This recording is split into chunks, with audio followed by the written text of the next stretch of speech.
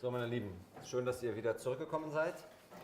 I'm happy to see all of you back again today. Ich hoffe, es geht euch gut und ihr seid fit. I hope you're well and well prepared, Ich hoffe, ihr habt mehr geschlafen als ich letzte Nacht. and I hope especially that you've had more sleep than I had. Und dass wir Gottes Wort heute gut aufnehmen können. And I also hope that we can digest the word that we are going to hear today. Ich glaube, wir haben noch ein letztes und spannendes Thema.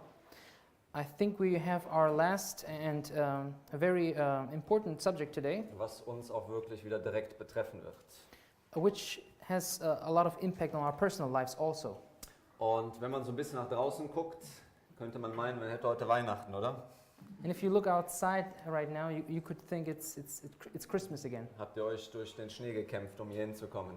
I hope you could find your way through the snow today. Und es ist interessant, die Welt glaubt, viele der christlichen Gläubigen glauben, dass Gott ihnen an Weihnachten ein besonderes Geschenk gemacht hat, oder? And it's interesting to see that many Christians believe that God gave Christians a special gift on Christmas, Am 25. Dezember, um genau zu sein. to be precise, on the 25th of December. Und ich glaube, dass Gott uns am 25. Dezember auch ein Geschenk gemacht hat. And I do also believe that God actually gave us a gift on the 25th of December. Das war aber mehr im Jahr 1865 gewesen. But this gift was in the year 1856. Lass uns, 65, mal, rather. lass uns mal gemeinsam lesen. Let's read it together. In der Vision, die ich am 25. Dezember... Your presentation. Oh, okay.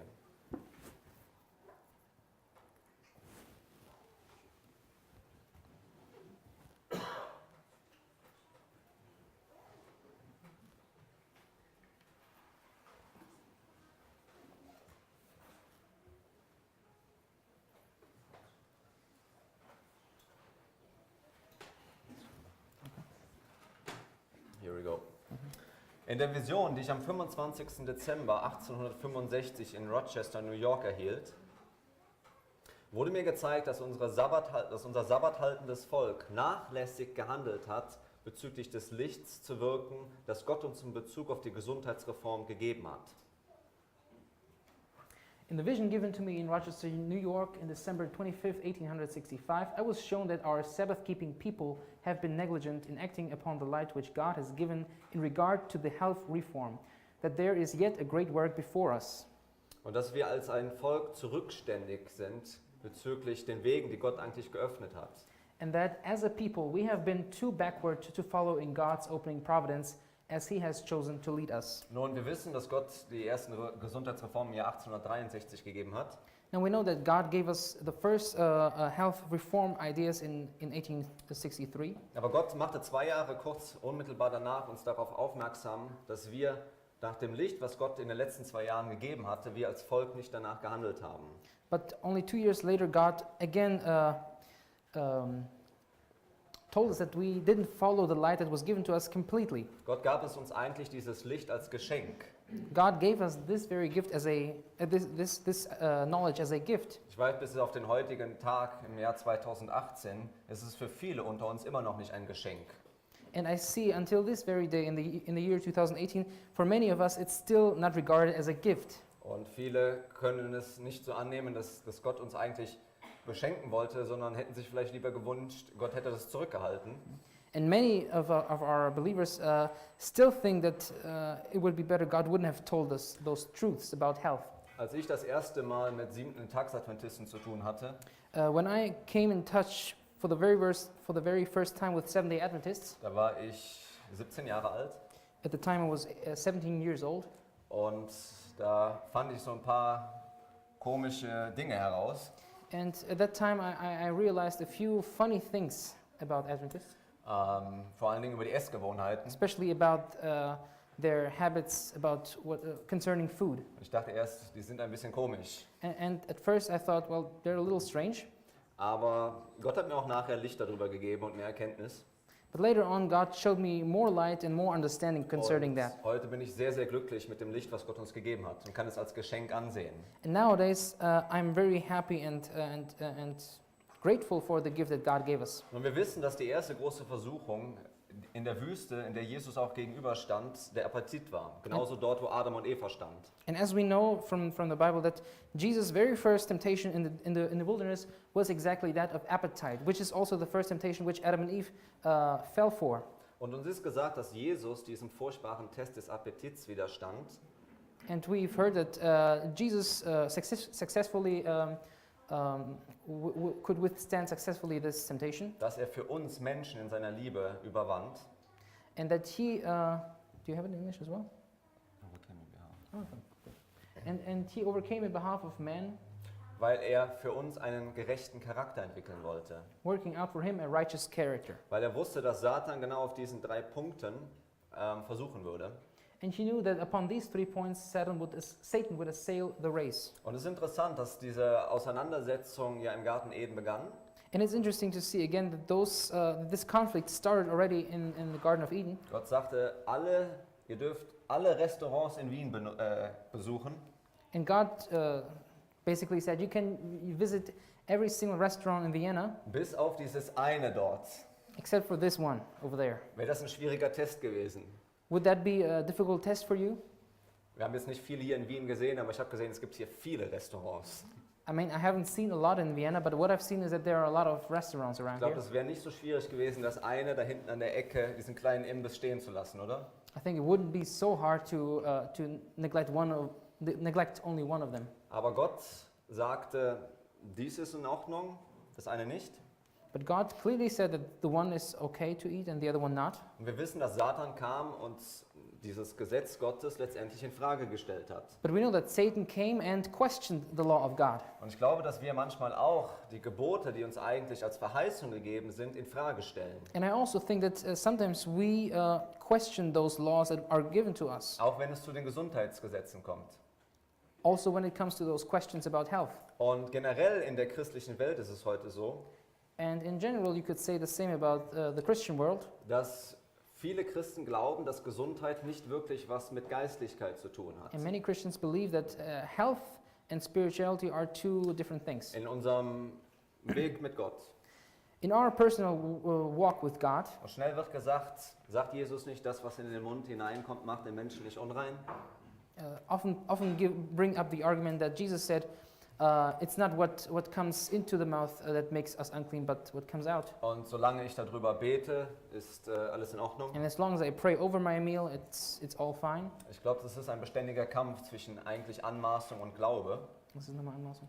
Presumption, And I believe that this is a constant battle between presumption and the other one, Faith. and faith.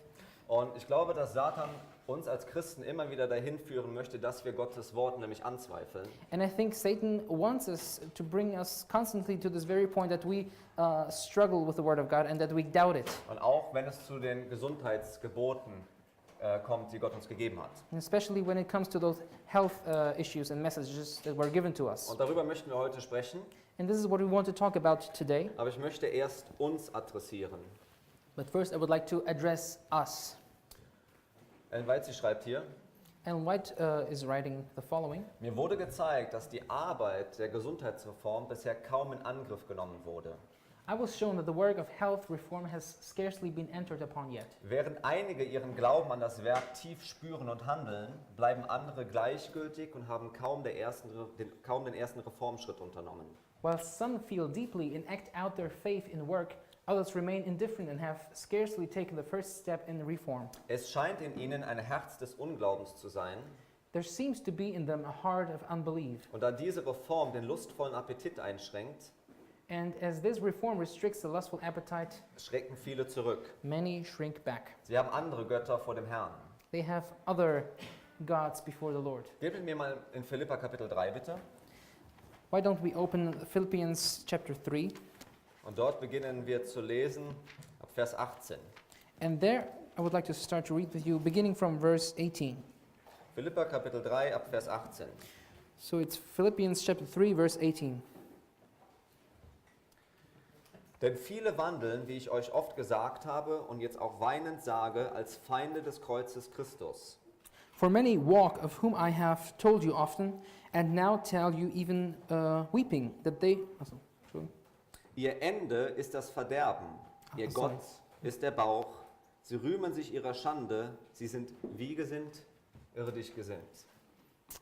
I'm sorry, I missed out a few parts. Just go ahead. That's okay. For many walk, of whom I have told you often, and now tell you even weeping, that they are the enemies of the cross of Christ, whose end is destruction, whose God is their belly, and whose glory is in their what? In their shame, who mind earthly things. Wenn man sich das Wort Bauch dort anschaut, If you look at the word belly in this context, geht es wirklich um die Freuden des Gaumens sozusagen und um Völlerei. it's really talking about the pleasure that one gets from eating, from overeating.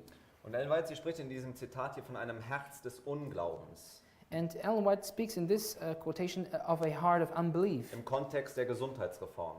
And she puts this all into the context of health reform. Meine Lieben, was ist Glaube? My beloved, what do you think? What is faith? Ist nicht Glaube das, dass ich wirklich vertraue, dass Gott immer das Beste für mich möchte? Isn't faith exactly that I always trust that God wants only the best for me? Und wenn Gott uns Licht gibt über eine Gesundheitsreform und Gott uns zeigt, dass es wichtig ist, And if God shows us a light, especially about the health reform, and shows us that this is important for us, wir aber vielleicht zu sehr das eine oder andere lieben, but we have a stronger love for the one or the other, sollten wir dann nicht Gott wirklich vertrauen, dass er das in mir verändern kann? shouldn't we trust God even more that He can actually change this desire in me? Denn ich glaube, das Herz des Unglaubens ist ein Zeichen wirklich für Misstrauen und letztendlich für Rebellion. Because I believe the heart of unbelief is actually a sign of rebellion. Und ich glaube, da werde ich später noch darauf eingehen, dass es wirklich zeigt, dass wir unsere Gerechtigkeit verlieren können an diesem Punkt. And I want to prove this point later, but I believe that it's actually possible to lose our righteousness if we don't take this seriously. Und ich möchte an diesem Punkt nochmal ganz klar sagen, weil ich nicht möchte, dass mir irgendwelche Worte verdreht werden im Mund. And I want to be clear at this point because I don't want that anybody takes some words out of my mouth. Ich sage das immer wieder. I repeatedly say this. Es gibt keine Gerechtigkeit dadurch, was ich esse. There is no righteousness coming out from what I eat, Aber ich kann meine Gerechtigkeit verlieren. but I can lose my Und righteousness. ich glaube, das werden wir auch heute noch sehen. And I will get into this a little more clearly later. Nun, starten wir mir mal bitte auf Jeremia Kapitel 2. Why don't we open Jeremiah chapter 2? Jeremia Kapitel 2 und dort Vers 6. Jeremiah chapter 2, and there we're going to read verse 6. Und hier steigen wir ein in die Erfahrung der Israeliten, als sie aus Ägypten geführt wurden. And here we see the experience of the Israelites when they were brought out of Egypt. Es ist eine Erinnerung daran. It is a reminder of this very event. Dort heißt es in Vers 6, und sie haben nicht gefragt, wo ist der Herr, der uns aus dem Land Ägypten heraufgeführt und uns durch die Wüste geleitet hat, durch ein wildes und zerklüftetes Land, durch ein dürres und totes Land, durch ein Land, das niemand durchwandert und kein Mensch bewohnt. Neither said they, where is the Lord that brought us up out of the land of Egypt, that led us through the wilderness, through a land of deserts and of pits, through a land of drought and of the shadow of death, through a land that no man passed through and where no man dwelt. Nun, als die Israeliten aus Ägypten geführt wurden, war ihr Weg sehr steinig gewesen. When the Israelites were led out of Egypt, their way was really stony. Es war sehr schwierig und nach 3 Tagen Wanderung begannen sie sozusagen sich zu beschweren. And it was a hard journey, and after about 3 days, they started to complain. Und das haben sie sehr öffentlich gemacht. And they did it quite openly. Und das kam hauptsächlich durch das Mischvolk, was sie aus Ägypten mitgebracht hatten. And the main reason for this was because of the people who were not Israelites but came with them anyway. Und vieles dieses Mischvolk war natürlich nicht wirklich ganz vereint mit Israel und wirklich bekehrt. And many of those mixed people weren't completely consecrated as the real Israelites. Und so kam sehr schnell Unruhe auf und Unzufriedenheit. And this way, a lot of distress came up and so on. Und so war der Ruf nach Fleisch schnell wieder da. And very soon, the people were crying for meat. Und das Manhu, das Manna, was Gott ihnen gegeben hatte, reichte nicht mehr aus. And the manna which God provided them daily wasn't enough anymore. Sie waren unzufrieden damit, was Gott ihnen gab. And they were unsatisfied with what God gave them. Und viele der Ägypter, die mit ihnen mitgegangen sind, waren einfach eine sehr luxuriöse Diät gewohnt. And many of those Egyptians that came with them were used to a quite luxurious diet. Und sie hatten einen sehr verdorbenen Appetit gehabt und sie waren auch die Ersten letztendlich, die angefangen haben, sich zu beschweren. And hence they had a very corrupted appetite, and they were also the very first who started the uproar. Und weil sie diesen verdorbenen Appetit hatten, hatte Gott das Ziel, sie in einen gesünderen Zustand zu bringen. And because of their corrupted appetite, it was God's very goal to bring them to a new standard. Und wollte ihnen das Essen eigentlich wieder angewöhnen, was Gott am Anfang ursprünglich für den Menschen gedacht hatte. And so he tried to train them to a other kind of diet, which was the original diet, Lass really. uns mal ein bisschen direkt in der Geschichte lesen, in 4. Mose, Kapitel 11. Let us read about this in what is Numbers. it? Numbers. Numbers what? Numbers 11. Numbers 11. In 4. Mose, Kapitel 11. So in Numbers chapter 11, Und wir beginnen ab Vers 4 zu lesen. and we start from verse 4. Das heraufgelaufene Gesindel aber, das in ihrer Mitte war, wurde sehr lüstern. Und auch die Kinder Israels fingen wieder an zu weinen und sie sprachen, wer wird uns Fleisch zu essen geben? And the mixed multitude that was among them fell a lusting. And the children of Israel also wept again and said, who shall give us flesh to eat?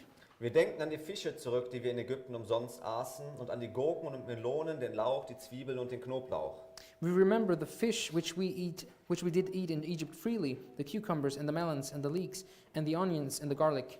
Nun aber ist unsere Seele matt, unsere Augen sehen nichts als das Manna.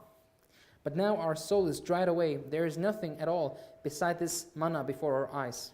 Nun, Satan versuchte die Israeliten und dieses Mischvolk dahin, dass sie diese Einschränkungen Gottes als ungerecht angesehen haben. Now Satan was tempting the people of Israel and the mixed multitude inside them to see that which God provided for them as unfair. Und er versuchte sie letztendlich dahin zu führen, dass sie nach Dingen gelüsten, die eigentlich verboten waren. And so Satan tempted them to lust for things which were actually forbidden. Weil Gott wusste, wenn sie das benutzen, dass gewisse Dinge, gewisse Sinneslust sozusagen angeregt wird. Because God knew if they were allowed to eat certain things, certain lusts would come up, certain desires. Und dass Satan sie einfacher unter Kontrolle bringen konnte. And this way Satan could get them even easier under control. Und Gottes Ziel war ja, die Israeliten aus Ägypten zu führen, hin in das verheißene Land nach Kanaan. And it was God's goal to bring the Israelites out of Egypt into the promised land in Canaan. Und er wollte, dass sie ein heiliges und glückliches Volk sind und vor Gott bestehen. And God wanted them to be a holy and happy people that was in front of God, before God, standing before God. Dass sie rein vor Gott stehen, und er wollte ihnen eine Selbstkontrolle lehren auf dem Weg dorthin. And He wanted them to stand holy and sanctified in front of God, and He wanted to give them a means of control to sustain that. Für ihr eigenes Gut und auch letztendlich, um Segen zu sein für andere. Both for their own blessing and for the blessings of others. Und wenn sie bereit gewesen wären, sich dort einzuschränken sozusagen, und Gott dazu vertrauen, And if they were ready to restrict themselves in this area, and if they would trust God, und wenn sie gehorsam gewesen wären gegenüber den weisen Ratschlägen, die Gott ihnen gegeben hat, and if they would have remained faithful towards those rules that God gave them, dann wissen wir vom Geist der Weissagung, dass Krankheit und Schwäche nicht aufgetreten wäre. then we know by the spirit of prophecy that sickness and fatigue would not have come up in the people of Israel. Und dass auch ihre Nachfahren sozusagen diese moralische und auch körperliche Stärke mitbekommen hätten. And not only them, but also their offspring would have the same moral strength as they would have attained. Und was ganz wichtig war, But what was especially important, Gott wollte, dass sie durch ihren Lebensstil eine klare Vorstellung von Wahrheit haben und der Pflicht, die sie hatten. God wanted them, by this example, God wanted them to understand what truth is in its core. Und ihre Pflicht, die sie hatten. Und dass sie wirklich unterscheiden konnten zwischen Wahrheit und Lüge. And so that also they would take serious their duties, and that they would have a clear understanding in discerning what is true and what is false, what Aber is weil- sin and what is not sin. Aber weil sie immer wieder zurückgefallen sind in die alten Gewohnheiten But because they continuously fell back into their old und habits, ihren eigenen Wünschen nachgegangen sind, and because they followed their own lusts, haben sie all die Segnungen, die Gott eigentlich beabsichtigt hatte, für das Volk nicht erreicht. because of that, they could not attain those blessings that God had prepared for them. Und vor allen Dingen nicht den hohen Standard, den Gott eigentlich für sein Volk haben wollte. And especially, they could not attain this high standard that God had prepared for them. Das Phänomen sehen wir heute 2018 nicht anders, oder? And it is the same phenomenon that we see in the year 2018, isn't it? Wir kämpfen immer noch gegen Dinge, wo Gott uns eigentlich mit segnen will. We are still fighting with things with which God actually intended to bless us with. Und ich glaube, dass das eine Frage um die Gerechtigkeit aus Glauben auch geht. And I also believe that this is a question that hinges upon the question of righteousness by faith. Geht mit mir mal bitte in Psalm 78, Let's open Psalms chapter 48, ist 78, 47, 78, 78. I'm sorry, No problem. I'm bad with numbers. ist okay. Ich muss gerade mal vergleichen, mal gucken, wo es bei dir anfängt. 78, right? Ja, 78. Im Deutschen heißt es, Wir suchten Vers 18. schon mal, wo es bei dir Das ist irgendwo in der Nähe, ist ein Vers davor, dahinter. And they tempted auch God. 18. Okay. Ab Vers 18 beginnen wir zu lesen. So we start from verse 18, Psalm 78, verse 18. Und sie versuchten Gott in ihrem Herzen, indem sie Speise forderten für ihre Gelüste. And they tempted God in their heart by asking meat for their lust. Also sie wollten etwas haben, was Gott eigentlich verboten hatte. So they wanted to have something which God actually forbid. Und sie redeten gegen Gott und sprachen, kann Gott uns wohl einen Tisch bereiten in der Wüste? And it goes on to say, yea, they spake against God. They said, can God furnish a table in the wilderness? Siehe, er hat den Felsen geschlagen, dass Wasser flossen und Bäche sich ergossen. Kann er aber auch Brot geben? Wird er seinem Volk Fleisch verschaffen? In verse 20 it says, behold, he smote the rock that the waters gushed out and the streams overflowed. Can he give bread also? Can he provide flesh for his people? Und wir hören Gottes Reaktion in 21. Darum, als der Herr das hörte, da wurde er zornig und Feuer entbrannte gegen Jakob. Ja, Zorn stieg auf über Israel. And in verse 21 we see God's reaction where it says, therefore the Lord heard this and was wroth. So a fire was kindled against Jacob and anger also came up against Israel. Wir müssen mal überlegen, das Volk Israel war ja geführt von Gott. You have to consider that the people of Israel were led by God himself. Und es ist nicht lange her gewesen, dass sie eines der größten Wunder erlebt haben, die vielleicht Menschen erlebt haben. And it was not long ago when they themselves were experiencing a miracle which has not been seen before. Habt ihr euch schon mal vorgestellt, als ihr in Wien hier in der Ampel stand, so zur Rush Hour, und habt euch gewünscht, die Straße würde sich teilen und alle Autos würden mal auf Seite gehen? Have you ever been standing on a crossroad in Vienna at rush hour, and did you imagine how it would be if all of a sudden all the traffic would divide up like the sea? Ich habe durch Gott gelernt, sehr viel geduldiger zu werden. I've learned with God's help to become more patient. Aber manchmal würde ich es mir auch wünschen, dass es mehr auf Seite gehen würde. But sometimes I wish for this miracle to happen. Und die Israeliten standen dort vor dem Meer und sie haben ein Wunder erlebt, was unglaublich ist. But the Israelites actually experienced this kind of miracle. They were seeing how the sea was divided. Obwohl sie diese Erfahrungen mit Gott hatten. And even though they made this very experience with God, Und Gott sagte jetzt im nächsten Schritt, schau mal, wir führen hier eine Veränderung ein. and God said in the next step that He would like to introduce a change. Kam trotzdem Unglaube wieder auf. They still had disbelief or unbelief. Und das führte natürlich auch zu größerer Schuld, weil sie mehr Licht hatten. And this, of course, had resulted in an even bigger sin because they had so much knowledge and so much light now. Und das Resultat dieser aufkommenden Beschwerden die ganze Zeit, dieses Kämpfen gegen Gott, war letztendlich eine offene Rebellion. And the result of all this, continuous complaining was an open rebellion against God. Lesen wir mal Psalm 78 weiter. Let's continue reading Psalms 78, Und wir lesen Vers 22. and we continue at verse 22. Weil sie Gott nicht glaubten und nicht auf seine Rettung vertrauten. There it says, because they believed not in God and trusted not in His salvation. Wir sind immer noch im Kontext davon, dass Gott das Manna gegeben hatte. We're still talking about the context where God provided manna for them. Aber sie glaubten Gott nicht und so vertrauten sie nicht auf die Rettung. Und Gott sagte, ihr braucht das auf dem Weg eurer Erlösung. And there again it says, because they believed not in God and trusted not in His salvation, but God insisted that they needed it for their salvation. Wisst ihr, was es eigentlich meint, was sie verloren haben? Do you understand what it actually means? Do you understand what they actually lost in Sie here? haben an diesem Punkt durch dieses Misstrauen Christi Gerechtigkeit verloren. At this very point, because of their distrust, they lost the righteousness of Christ. Ellen White, sie schreibt, Ellen White writes about this. ihr Geschmack, ihr Appetit ist ihr Gott. Their taste, their appetite is their God. Und wenn die Axt an die Wurzel des Baumes gelegt wird And when the axe is laid at the root of the tree, und diejenigen, die auf Kosten der Gesundheit ihren verdorbenen Gelüsten nachgegeben haben, and those who have indulged their depraved appetites at the expense of health, ihnen ihre Sünde aufgezeigt wird und ihre Götzen aufgedeckt, are touched, their sins pointed out, their idols shown them, so wollen sie nicht überzeugt werden. they do not wish to be convinced. Und obwohl Gottes Stimme direkt zu ihnen sprechen sollte, um diese gesundheitszerstörenden Ablässe wegzulegen, And although God's voice should speak directly to them to put away those health-destroying indulgences, würden einige immer noch an den verletzenden Dingen festhalten, die sie lieben. some would still cling to the hurtful things which they loved. Sie scheinen mit ihren Götzen verbunden zu sein They seem joined to their idols, und Gott wird bald zu seinen Engeln sagen, lasst sie in Ruhe.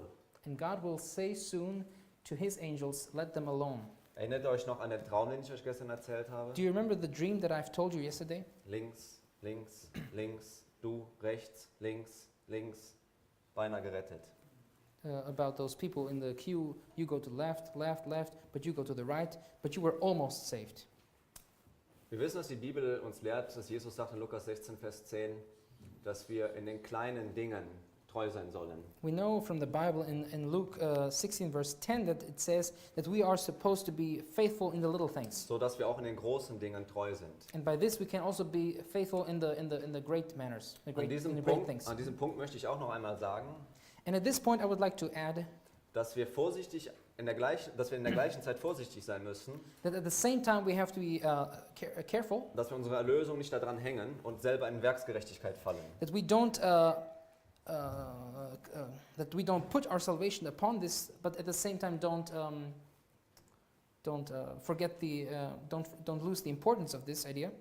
Und es gibt natürlich Extreme in diesem Bereich. Of course, there are extremes concerning this subject. Und manchmal sind wir zum Beispiel unter uns abgeschreckt, weil wir sehen, manche in der Gemeinde, die zu sehr in ein Extrem mit diesem Thema gehen.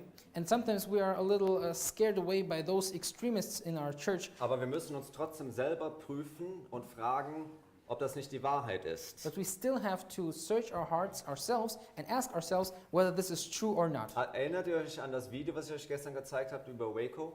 Do you remember the video I've showed you yesterday about Waco? Die Prinzipien, die sie benutzt haben, war vollkommen biblisch. The principles that they applied were completely biblical, Wenn es dazu kam, was wegen der Ernährung und Kleidung und all diese Dinge, but when it came to those issues of dress and food, aber sie haben es in ihrem Fall in einem totalen Extrem oder auf eine Art und Weise ausgelebt, die in ein totales Extrem geendet ist. In But in einer this case, Tragik.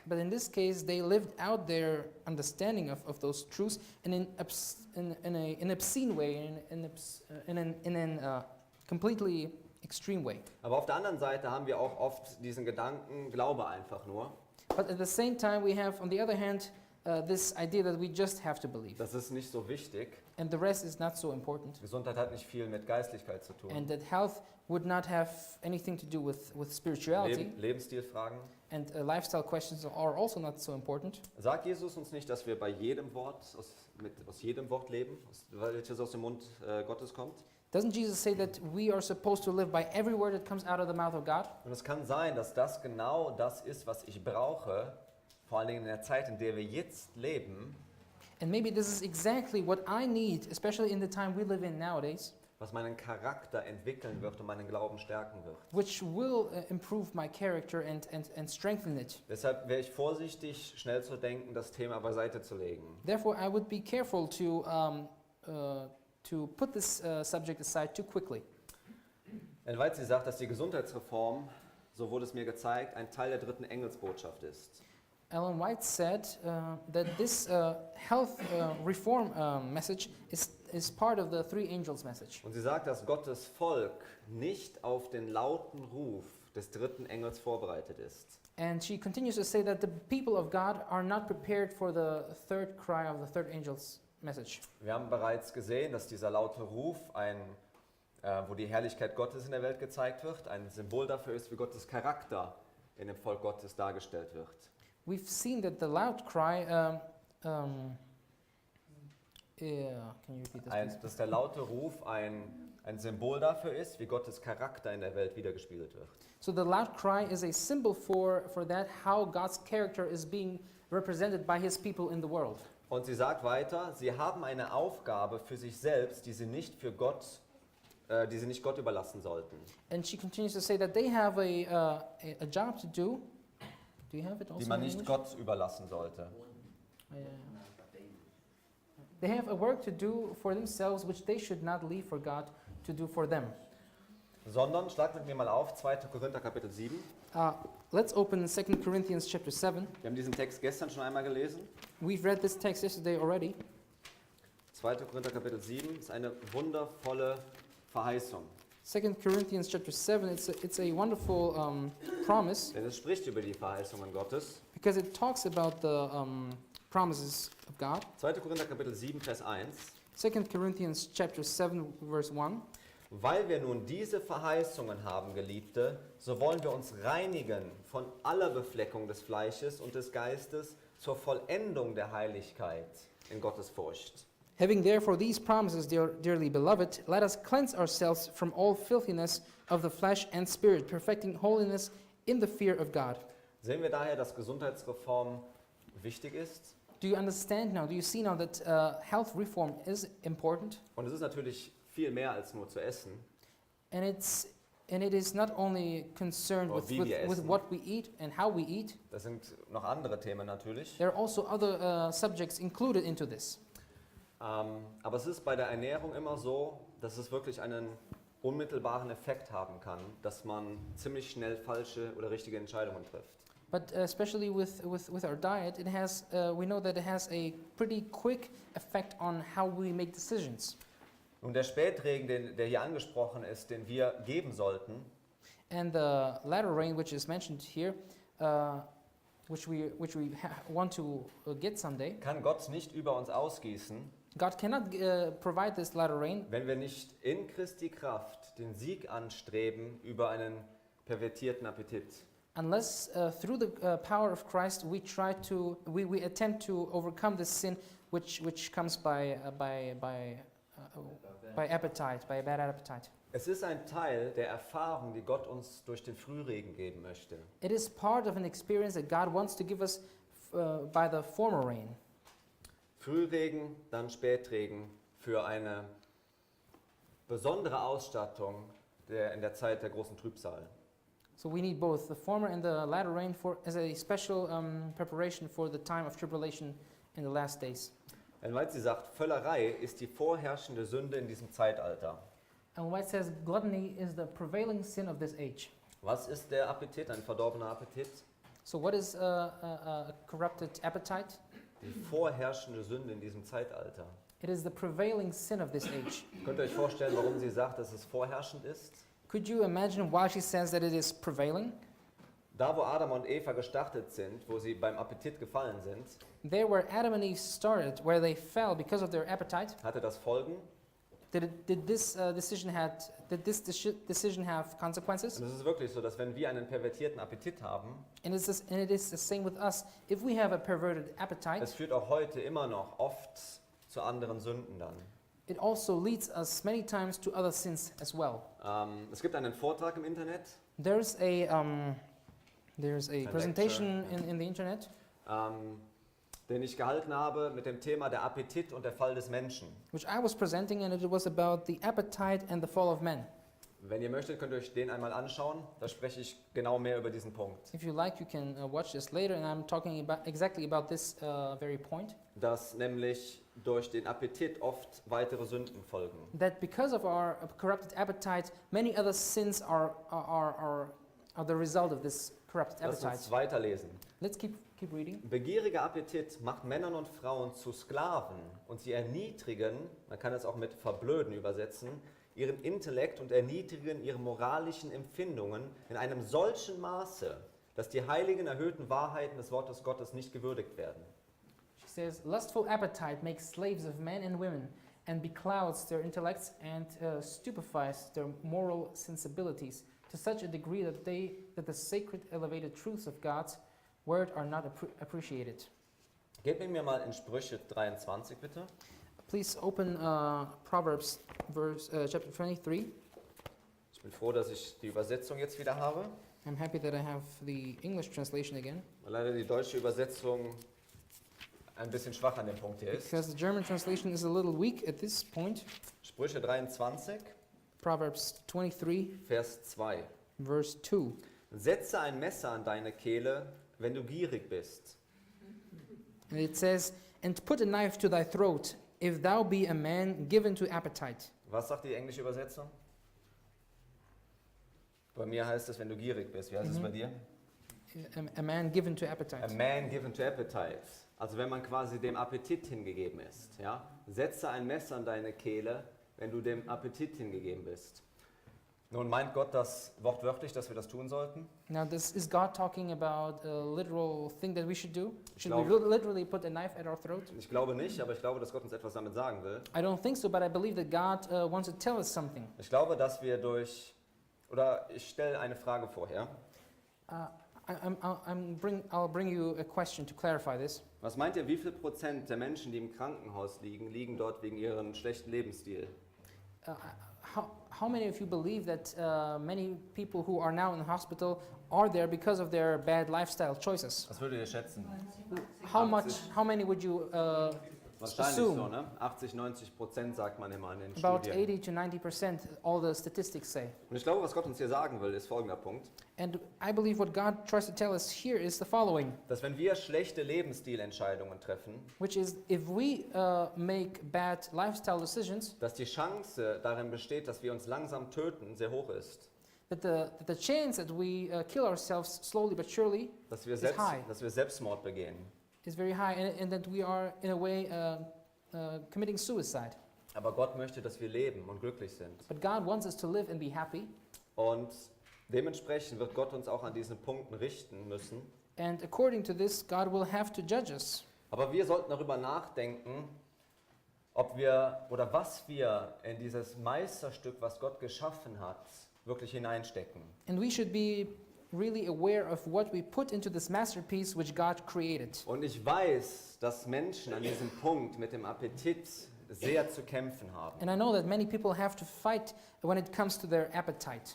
Aber ich möchte euch Hoffnung geben. But I would like to give you some hope. Obwohl ich habe euch gestern ein Beispiel erzählt von mir ganz persönlich, wo ich zu kämpfen hatte. Yesterday I told you about an example where I personally had a hard fight to fight. Das hatte zwar nichts mit Appetit zu tun.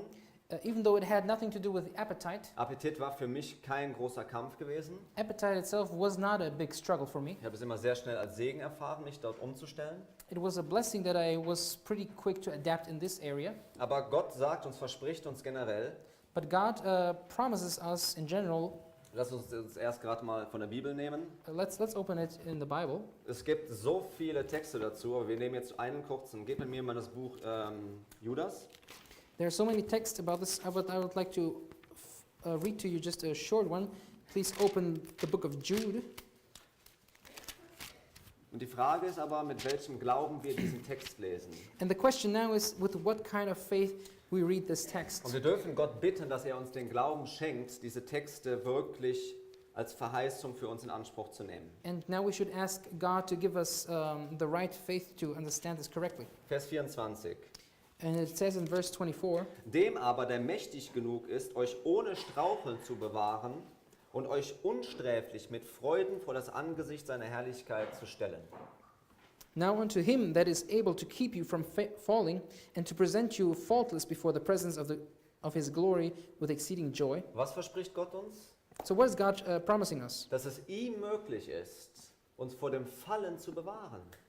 He says that it is possible for him to keep us from falling. Ist das nur manchmal?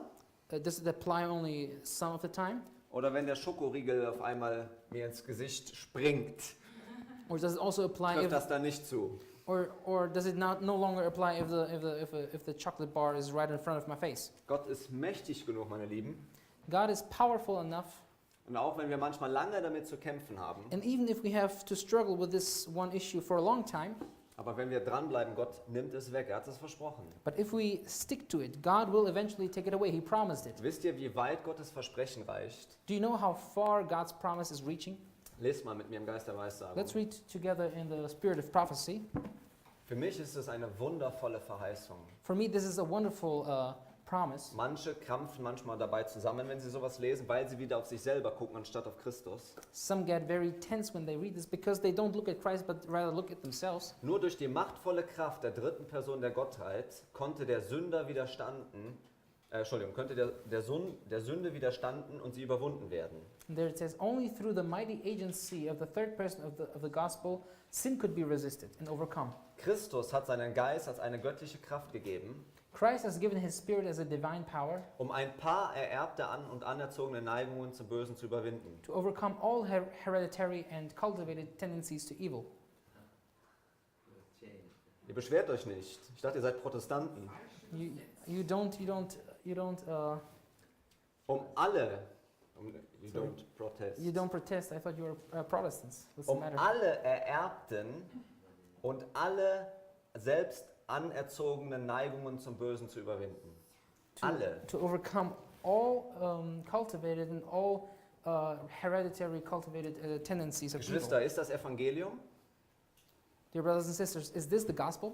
Ist nicht das derjenige, der sagt, er kommt, um uns von den Sünden zu retten? Isn't he exactly the one who said he would come to rescue us from sin? Gott ist so gnädig, dass er uns heute sagt, God is so gracious that he tells us nowadays er kommt in seiner Liebe zu uns that he's coming to us with his love, und er tut das auf eine Art und Weise, die ich nicht tun kann and he does it in such a way that I cannot do it. und sagt uns, schau mal, du hast hier wirklich in dem Bereich Fehler gemacht. And he shows us very clearly that we have made mistakes in this area. Aber ich lade dich heute ein, But he invites us dass du mein Versprechen in Anspruch nimmst that you can claim this promise, und dass du alle Schwächen, die du dir angeeignet hast zum Bösen, and that you can you finish? und dass du this? alle Schwächen, die du dir angeneigt hast zum Bösen, durch meine Kraft überwinden kannst. That you can overcome all those tendencies for evil which you cultivate yourself, and that you can overcome them. Nun, in den Zeugnissen lesen wir einen interessanten Punkt. So in the testimonies we see a very interesting point. Sie sagt, unsere Ess- und Trinkgewohnheiten zeigen, ob wir von der Welt sind oder unter der Zahl, die der Herr durch sein mächtiges Beil der Wahrheit von der Welt getrennt hat. And there it says, our habits of eating and drinking show whether we are of the world or among the number whom the Lord by his mighty cleaver of truth has separated from the world. Nun, also unsere Ess- und Trinkgewohnheiten hat etwas damit zu tun, auf welcher Seite wir stehen. So our habits of eating and drinking has something to do with on which side we stand. Nun, aber sehen wir nicht dort viele vielleicht Atheisten, die vielleicht auch hier in Wien einige vegane Restaurants haben? But zum don't we Beispiel? see also many atheists who maybe also in Vienna have a couple of vegan restaurants? Aber ich möchte euch sagen, Gott hat uns keine vegane Ernährung gegeben, But I want to tell you, God didn't give us a vegan diet, sondern eine biblische Ernährung. but a biblical diet. Zu einer biblischen Ernährung erzählt mehr wie der vegane Lebensstil. Because the biblical diet has more to give and more to say than a vegan Er diet. ist nämlich noch besser. Because it is even better. Gott macht uns noch mehr frei, God makes us even freer wo wir einmal versklavt mit waren oder versklavt sind mit. in those areas with which we were once enslaved. Gott sagte, schau mal, all den Alkohol möchte ich wegnehmen. God says, I would like to remove all the alcohol, Dass du frei davon bist und er dich nicht mehr bestimmt. so you are no longer a captive of His, and He doesn't rule over you. Er sagt, schau mal, ich möchte dir den Kaffee wegnehmen, And He also says, I would like to remove the caffeine or the coffee from you, und dir Wasser geben, and I would like to give you some water. damit das Wasser durchspülen kann, Again. damit das Wasser durchspülen kann So durch den Körper. so the water can rinse through the body, Und dass nicht wir wie Ellen White sagt, unseren Verstand Satan übergeben, wenn wir Kaffee trinken. And so, as Ellen White puts it, we don't give over our mind to Satan when we drink coffee. Sie sagt, dass wenn wir das tun, es ist auch logisch, dass wir anfangen, Götzendienst zu betreiben. And she continues and says that if we do that, we actually commit Idolatry. Idolatry. Thank you. Weil, es ist auch logisch, überlegt mal Geschwister, wenn ich meine Kräfte schwäche, wem diene ich dann? And it also makes sense. Think about this. If I Weaken. weaken my powers, whom am I actually serving? Diene ich nicht mir selbst und jemand anderem anstatt Gott? Am I Und not breche direkt das erste Gebot? trying to serve myself? Am I not breaking the law this way? Gott hat uns die Kräfte gegeben, damit wir ihn verherrlichen sollen. God gave us the powers to glorify Him, Und damit wir uns entwickeln können und andere zum Segen sein dürfen. and so we can develop and be a blessing to others.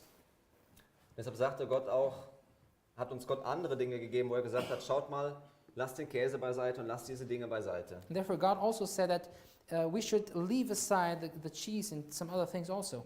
Und ich möchte keinen von euch, ich kenne eure Essgewohnheiten nicht, das ist mir auch egal, ich muss sie nicht wissen. I mean, I don't know all your habits of diet, and I don't want to know them, Und ich will euch nicht auf die Füße treten. and I don't want to step on your toes either. Ich will immer noch Freundschaft mit euch pflegen. I would like to remain friends with you, Aber ich glaube, dass Gott das gleiche Anliegen hat, but I believe that God has with you the same plan, dass er durch das Evangelium uns eine gute und befreiende Botschaft gibt. and that He wants to give us, by His gospel, a message that liberates Und us. so haben wir mit der Gesundheitsbotschaft eine andere Botschaft, wie die Welt uns eigentlich vorlebt. And so, with our health message, we have another message compared to what the world is showing us. Nun, wir wissen, dass wir seit 1844 im antitypischen großen Tag der Versöhnung leben. And now we know that since 1844, we are living in the anti-typical day of the atonement. Und eine praktische Art und Weise, als sie ihre Herzen dort zerrissen haben vor Gott am großen Versöhnungstag war, And one of the ways how they searched their hearts in the Day of Atonement back in Israel dass sie gefastet und gebetet haben, was namely that they fasted and they prayed. weil es ihnen geholfen hat, wirklich ihre Herzen vor Gott zu prüfen. And this helped them to search their hearts in front of God. Das heißt, das Essen und Trinken, This- This means, go on. das heißt, das Essen und Trinken bestimmt auch, in welchem Teil des Heiligtums wir uns befinden. And so our understanding of eating and drinking also determines in which part of the sanctuary we are situated in right now. Wenn wir in das Allerheiligste schauen, If we look at the most holy place, ein Beispiel nur, dort gab es kein Fleisch. just one example, in there was no meat at all. Das war etwas, was im Vorhof mit benutzt wurde. So the only place where we find meat was in the court. Das heißt, wir können nicht Sieg über Sünde erhalten, This means we cannot obtain victory over sin wenn wir im Vorhof stehen bleiben. unless, if we remain in the outer court. Wir wissen aber, dass wenn wir durchs Heiligtum ins Allerheiligste gehen, But we know that if we go through the sanctuary into the most holy place, dass Gott die Sünde in uns was möchte? that God would like to do what with our sin? Auslöschen, oder? He wants to erase it. He wants Möchte to es komplett blotting out the sin. blotting out. Thanks. Er möchte komplett uns zeigen als ein reines, heiliges und glückliches Volk vor den Menschen. He wants us to be a pure and clean and happy people in front of the other world around us. Das heißt, Gott hat uns oder ruft uns dazu auf, dass wir die Welt und ihre Gebräuche verlassen. So God calls us to leave aside all those customs of the world.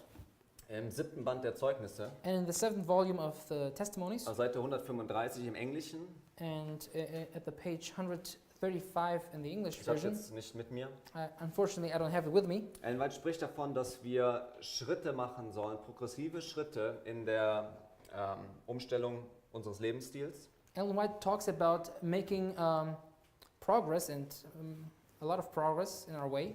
Und dass, wenn es zur Ernährung kommt, sagt sie ganz deutlich, dass wir in der Zeit, in der wir jetzt leben, des großen Versöhnungstages, Entschuldigung, das muss ich korrigieren, dass es nicht mehr sicher ist, überhaupt irgendetwas vom Tier zu essen.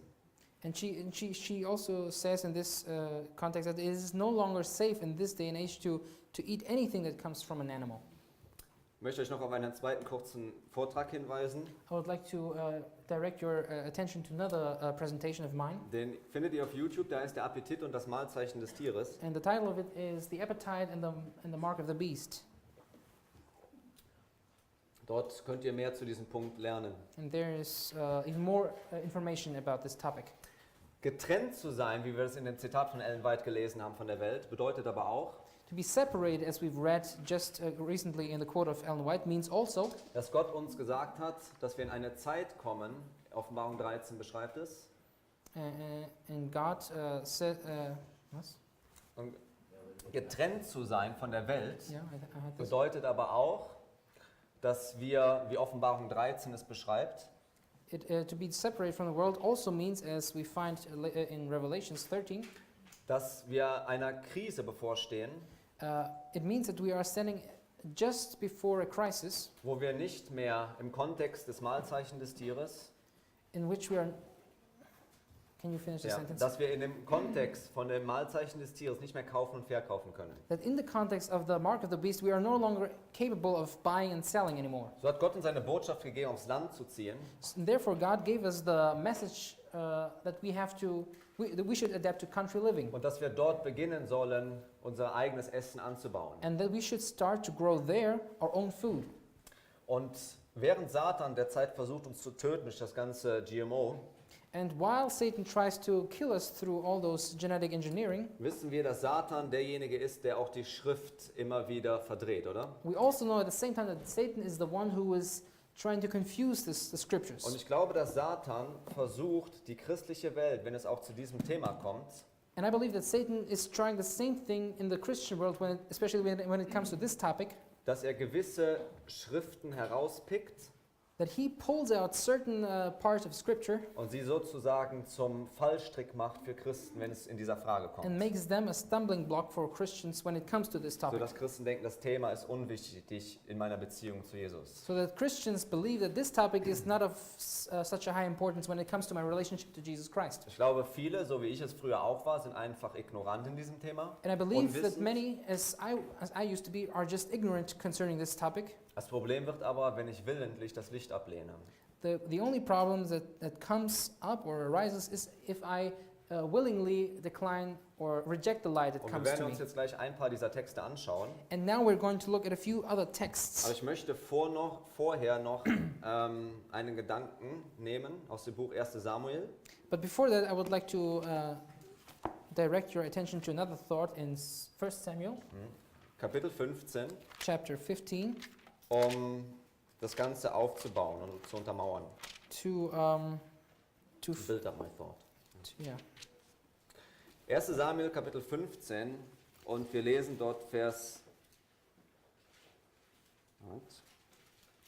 1. Samuel 15, und dort lesen wir Vers 22. So please open with me 1 Samuel chapter 15 and verse 25, 22. 22, verse 22. Samuel aber sprach zu Saul: Hat der Herr dasselbe Wohlgefallen an Schlachtopfern und Brandopfern, wie daran, dass man der Stimme des Herrn gehorcht? And Samuel said, Hath the Lord as great delight in burnt offerings and sacrifices as in obeying the voice of the Lord? Siehe, Gehorsam ist besser als Schlachtopfer und Folgsamkeit besser als das Fett von Widdern. Behold, to obey is better than sacrifice, and to hearken than the fat of rams. Also Gott möchte nicht einfach nur, dass wir einen Opfer bringen, So God desires that we not only bring a sacrifice, sondern, genau wie in dem Fall von Kain und Abel, but just as in the example of Cain and Abel, dass wir gehorsam sind entsprechend dem Licht, was Gott uns gegeben hat. but rather are obedient concerning the light that was given to us. Frage an euch, warum musste das Fett abgeschnitten werden, So my question to you now is, why was it necessary for the fat to be separated als die Tiere geopfert when wurden? those animals were Wofür war Fett ein Symbol? sacrificed? What was fat a symbol for? Sünde, richtig. Fat was a symbol for sin. Genau, Right. Sünde war also ein Symbol, Fett war ein Symbol für Sünde gewesen. So fat was a symbol for sin, Und es ist interessant, dass wir heute hingehen, and it's interesting to see that we und lieber ein Opfer bringen, and it's interesting to see that we rather bring a sacrifice anstatt entsprechend dem Licht, das wir haben, das Fett abschneiden lassen. instead of cutting off the fat concerning instead of cutting off the fat appropriate to the light that we've Und got. dass wir weiterhin unseren falschen Neigungen nachgehen. And that we continue to go astray with our desires that we have. Nun, Menschen sagen ja, es ist doch erlaubt alles, oder Christen sagen auch, es ist doch erlaubt alles zu essen. But Christians continue to say, yes, but everything is allowed to eat, isn't Und it? wenn wir zum Beispiel in Kolosser Kapitel 2 gehen, But if we go to Colossians chapter 2, und wir möchten uns jetzt mal ein paar Texte anschauen, die immer wieder angeführt werden, wenn es zu diesem Thema kommt. I would like to take a look at a few of those texts when it comes to this subject. Wir können ja nicht alle behandeln, aber ein paar möchten wir uns anschauen We gerade cannot mal. deal with all of them, but a few we can. Kolosser 2, Vers 16 sagt, So Colossians chapter 2, verse 16 says, so lasst euch von niemand richten wegen Speise oder Trank oder wegen bestimmter Feiertage oder Neumonde oder Sabbate. let no man therefore judge you in meat or in drink or in respect of an holiday or of the new moon or of the Sabbath days. Darf ich euch mal fragen, ist das Schwein im Jahr 2018 gesünder geworden? Now let me ask you something. Has the pig in the year 2018 become any healthier? Sollten wir nicht immer noch so wie wie 3. Buch Mose, Kapitel 11 uns sagt, davon fernbleiben? Shouldn't we, just as it says in Leviticus chapter 3, restrain ourselves from this food? Mit all den Regeln, die Gott gegeben hat, weil er uns liebt. Shouldn't we also adhere to all those rules that God gave us because He loves us? Das heißt, dass er gesagt hat, Blut und Fett weg, Especially in those cases where He says, remove the fat and remove the blood. nicht älter als 3 Tage geschlachtet sein And the meat should be older than 3 days after it has been killed. und natürlich ein reines Tier. And especially it should be a clean animal. Wenn wir an die Geschichte in Matthäus Kapitel 8 denken, And when we think about the story which we find in Matthew chapter 8, wo die zwei dämonisch besessenen Menschen auf Jesus rannten, where those two demon-possessed men ran towards Jesus, wohin warf Jesus die Dämonen? where did He cast those demons aside? In die Schweine, oder? He cast them into the pigs, right? Warum wird Jesus das wohl gemacht haben, dass er sie in die Schweine geschmissen hat? Why do you think did Jesus do that? Hat er nichts Besseres gehabt? Didn't He find anything better than that? Kann es sein, dass die Leute, die dort diese Schweine produziert haben, Could it be that those people who were producing the swines, producing the pigs, dass er überhaupt gar nicht raising the pigs, yeah, dass er überhaupt gar nicht wollte, dass diese Tiere produziert werden zum Verkauf und zum Weitergeben als could Nahrung. it be that Jesus didn't want that those pigs were raised and sold later for consumption? Und dass er eigentlich den Leuten zeigen wollte, dadurch, dass er die zwei frei gemacht hat, And could it be that Jesus wanted to show by liberating those two demon-possessed people, und auf der anderen Seite zeigte, was eigentlich unrein ist. and to show at the same time what is actually unclean? Aber wie haben die Besitzer reagiert? Was sagen sie dort? But how did those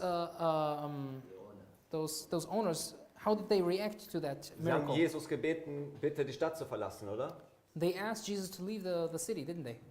Ich glaube, dass wir sehr vorsichtig sein müssen, I believe that we have to be very careful wen wir bitten, aus unserer Stadt zu gehen. whom we ask to leave our city, Wer der Geber aller guten Gaben ist. and consider who is the giver of all good gifts. Gib mir mal in Matthäus Kapitel 7 bitte. Let's open Matthew chapter 7. Matthäus Kapitel 7 und dort lesen wir Vers 6. Matthew chapter 7, there I would like to read with you verse 6. Gebt das Heilige nicht den Hunden und werft eure Perlen nicht vor die Säue oder Schweine, damit diese nicht mit ihren Füßen zertreten und jene sich nicht umwenden und euch zerreißen. And there it says, Give not that which is holy unto the dogs, neither cast ye your pearls before the swine, lest they trample them under their feet and turn again and rend you. Warum benutzt Jesus in dieser Warnung den Hund und das Schwein? Why is Jesus using in his warning in this parable both the dog and the pig? Waren es nicht zwei unreine Tiere gewesen? Weren't those two unclean animals? Ich finde es interessant, dass Jesus hier uns ein Symbol gibt, wenn es kommt zu dem Unreinen. I think it's interesting that Jesus gives us a symbol when it comes to the unclean. Weil Jesus sagt ja letztendlich, worum es hier geht, dass er sagt, dass wenn Menschen letztendlich die Botschaft nicht aufnehmen wollen, wenn sie es nicht wertschätzen, Because what Jesus ends up saying here is that if people are not willing to accept but reject the message that you give them, wenn diese Kinder des Ungehorsams deine Botschaft nicht wollen, if those children of disbelief don't accept your message, dann geh weiter zum nächsten. then go on, move on to the next one. Das heißt, Jesus benutzt hier ein Symbol der Unreinheit So Jesus uses here a symbol of uncleanness und zeigt, dass sie Übertreter des Gesetzes sind. and shows that those people are transgressors of the law. Das heißt, das Schwein und der Hund war ein Symbol dafür, für die Übertretung des Gesetzes. So both the dog and the pig were transgressors of the law. In Und a das ist way. interessant, viele Christen glauben dadurch, dass sich die Priesterschaft geändert hat von der levitischen Priesterschaft hin zu dem Dienst Jesu. And it's interesting to see that many people believe that the priesthood has changed from the Levi priesthood to the priesthood of Jesus himself. Dass Gott all die Erwartungen, wenn es zum reinen und unreinen Fleisch kommt, beiseite gelegt hat. That all of God's expectations when it comes to the clean and unclean have now been lifted. Und dass es kein Teil mehr ist von Heiligung And that those expectations are no longer part of sanctification. oder dass Gott sie trennen will als besonderes Volk. Or that God would like to separate them as a special people. Gebt mir mal 1. Petrus Kapitel 1 bitte. Let's open 1. Petrus 1 Peter Kapitel 1. in there chapter 1. Denn ich glaube, dass Petrus und auch Paulus in ihren Briefen, Because I believe both Peter and Paul in their epistles, dass sie kontinuierlich darüber sprechen, that they talk about this subject continuously, dass Gottes Volk heilig sein sollte especially that the people of God should be holy und nicht unrein. and not unclean. Wir lesen 1. Petrus Kapitel 1 ab Vers 14. And here we read in first epistle of Peter, chapter 1, verse 14, Als gehorsame Kinder passt euch nicht den Begierden an, denen ihr früher in eurer Unwissenheit dientet. as obedient children, not fashioning yourselves according to the former lusts in your ignorance, Sondern wie der, welcher euch berufen hat, heilig ist, sollt auch ihr heilig sein in eurem ganzen Wandel. but as he which hath called you is holy, so be ye holy in all manner of conversation. Denn es ist geschrieben, ihr sollt heilig sein, denn ich bin heilig. Because it is written, be ye holy, for I am holy. Nun gehen Christen in Apostelgeschichte Kapitel 10, Again. nun gehen Christen aber in Apostelgeschichte Kapitel 10, But in the Acts of the Apostles, we see that in chapter 10, Christians do the following. und sagen, hat Gott nicht dem Petrus klar gezeigt, dass er vom Unreinen essen kann?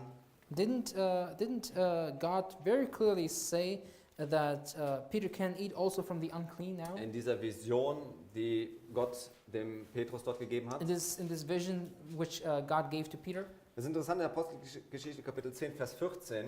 It is interesting to see that in Acts chapter what? Kapitel 10, Vers 14. Chapter 10, verse 14, it says, Da sagt Petrus selber, Ja. keineswegs, Herr, denn ich habe noch nie etwas Gemeines oder Unreines gegessen. and Peter says here in chapter 10, verse 14, but Peter said, no, not so, Lord, for I have never eaten anything that is common or unclean. Also Petrus sagt selber, er hat noch nie etwas Unreines gegessen. So Peter himself says that he has never eaten anything that is unclean. Und ich glaube, dass wenn wir die Geschichte einfach mal zu Ende lesen würden, And I believe that if we would finish the story to the end lasst uns mal gehen in ab Vers 34. and read the story to the end, let's go to verse 34. Wir wissen, dass zwischendurch Petrus gerufen wurde zu dem Haus von Cornelius, And we know in the story that Peter was in the meantime called to the house of Cornelius, der kein Israelit war, sondern ein Heide, who was not an Israelite but a heathen, aber gläubig. but he was a believer. Er glaubte an den Gott der Bibel. And he was a believer in the God of the Bible. Er hatte noch nicht das Licht, wie Petrus es hatte. Of course, he hadn't received the light that Peter had, Deshalb sandte Gott ihn zu ihm. but therefore also God sent Peter to go to him. Und in Vers 34 lesen wir nun, And in verse 34 we read, da tat Petrus den Mund auf und sprach, nun erfahre ich in Wahrheit, dass Gott die Person nicht ansieht. Then Peter opened his mouth and said, Of a truth I perceive that God is no respecter of a person, Sondern dass in jedem Volk derjenige ihm angenehm ist, der ihn fürchtet, also von Sünde wegbleibt und Gerechtigkeit übt. but in every nation he that feareth, which means to refrain from sin, and worketh righteousness is accepted with him. Das Wort, das er den Kindern Israels gesandt hat, indem er Frieden verkünden ließ durch Jesus Christus, welcher Herr über alle ist. The word which God sent unto the children of Israel, preaching peace by Jesus Christ, he is the Lord of all. Petrus verstand, dass Gott ihm zeigen wollte, dass er Menschen nicht unrein nennen soll. So Peter got to the understanding that God wants him to no longer call heathens unclean, Menschen. or Ja, ist, people ist halt so. unclean. Ja. Mhm. Und dass Petrus verstand oder dass die Vision letztendlich gar nichts damit zu tun hat, um die Frage von rein oder unrein. And we come to the conclusion that this vision actually had absolutely nothing to do with what kinds of food are clean or unclean. Nun, ich finde es interessant, wenn wir in die Offenbarung Kapitel 18, Vers 2 reinschauen. Now I find it interesting when we come to Revelation chapter 18. Da spricht Gott doch im Kontext von dem Papsttum dort. And here we find that God is talking about the papacy, Und er spricht dort von unreinen und verhassten Vögeln, oder? and he Vers 2. talks there about unclean and hateful birds. Und ich frage mich, warum benutzt Gott dieses Beispiel von unreinen und verhassten Vögeln? And now I wonder, why is God using this parable of unclean birds? Wir wissen ja, dass Gott unveränderlich ist. We know that God is not changing, Und ich glaube, dass Gott dieses Bild benutzt, dieser Unreinheit der Tiere für Boshaftigkeit. and I believe that God uses the picture or the symbol of unclean animals Also etwas, was vor Tausenden von Jahren unrein und boshaft war. as something that was for years something unclean and Evil, evil. also boshaftig, um es zu benutzen. Ich glaube, dass Gott es auch heute immer noch als unrein sieht. And I believe that God still sees the same things as unclean now. Wir wissen, dass es in Offenbarung 18, Vers 2 eine Symbolik ist für die Dämonen.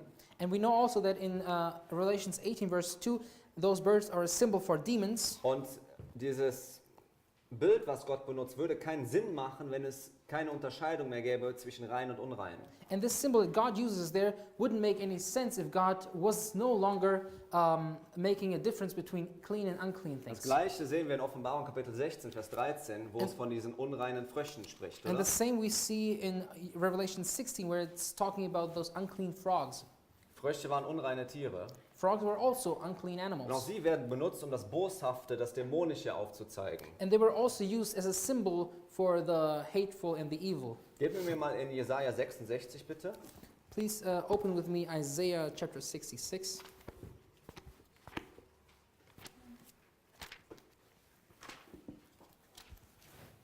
Und wir beginnen dort zu lesen ab Vers 15. And we start to read from verse 15. Und es spricht hier von der Wiederkunft Jesu. And it talks about the second coming of Christ. Also wir lesen im Kontext der Wiederkunft Jesu. And we are reading now in the context of Jesus' return. Denn siehe, der Herr wird im Feuer kommen und seine Streitwagen wie der Sturmwind und seine Zorn in Glut zu verwandeln und seine Drohungen in Feuerflammen. For behold, the Lord will come with fire and with his chariots like a whirlwind to render his anger with fury and his rebuke with flames of fire. Denn mit Feuer und mit seinem Schwert wird der Herr alles Fleisch richten, die vom Herrn Erschlagenen werden eine große Menge sein. For by fire and by his word will the Lord plead with all flesh, and the slain of the Lord shall be many. Die sich heiligen und reinigen für die Götzengärten und einer anderen nachlaufen, inmitten derer, welche Schweinefleisch, Mäuse und andere Gräuel essen. Alle zusammen sollen sie weggerafft werden, spricht der Herr. They that sanctify themselves and purify themselves in the gardens behind one tree in the midst, eating swine's flesh and abomination, and the mouse shall be consumed together, saith the Lord. Das heißt, die Bibel zeigt uns hier im Kontext der Wiederkunft Christi, So God tells us in the context of Jesus' return dass das Essen von unreinen Dingen that the consumption of unclean things verdammungswürdig ist. is worthy of damnation. Gebt mir bitte in 1. Korinther Kapitel 9, Vers 25. Let's open 1 Corinthians chapter 9. 1. Korinther Kapitel 9, Vers 25. 1 Corinthians chapter 9 verse 25. Das ist ein ganz wichtiges Prinzip, was der Paulus uns hier mitgibt. There's a very important principle that Paul gives us Und wir here. finden das in Vers 25. Sorry, which chapter? 1. Korinther Kapitel 9, Vers 25. 1 Corinthians chapter 9 verse 25. Jeder aber, der sich am Wettkampf beteiligt, ist enthaltsam in allem. jene, um einen vergänglichen Siegeskranz zu empfangen, wir aber einen unvergänglichen. And here it says, and every man that striveth for the mastery is temperate in all things. Now they do it to obtain a corruptible crown, but we an incorruptible. Gib mir mal bitte in Apostelgeschichte 14 nun. Now let's open the book of Acts. Wir wollen nämlich aufbauen zu einem anderen Text, der immer wieder in diesem Kontext falsch benutzt wird. Because I would like to build up to another text which in this context is also often misused. Apostelgeschichte 14, Vers 13. The book of Acts chapter 14 verse 13. Und der Priester des Zeus, dessen Tempel sich vor ihrer Stadt befand, brachte Stiere und Kränze an die Tore und wollte samt dem Volk opfern. And the priest of Jupiter, which was before the city, brought oxen and garlands unto the gates and would have done sacrifices with the people. Und wir wissen, in 1. Korinther Kapitel 8 kam nachher die Frage auf, ob dieses Fleisch benutzt werden durfte, ob es gegessen werden durfte, was den Götzen gebracht wurde. Now we know that in the first epistle to the Corinthians, we know that the question comes up whether the meat of those sacrifices is allowed to be eaten or not. Die Frage ging aber nicht um rein oder unrein, ob es gegessen werden darf, The question in this context was not whether it was clean or unclean, sondern die Frage in 1. Korinther Kapitel 8 und Kapitel 10, but the question in this context rather is ob dieses reine Fleisch gegessen werden darf. whether this clean meat in and of itself is allowed to be eaten. Welches einem Götzen geopfert wurde.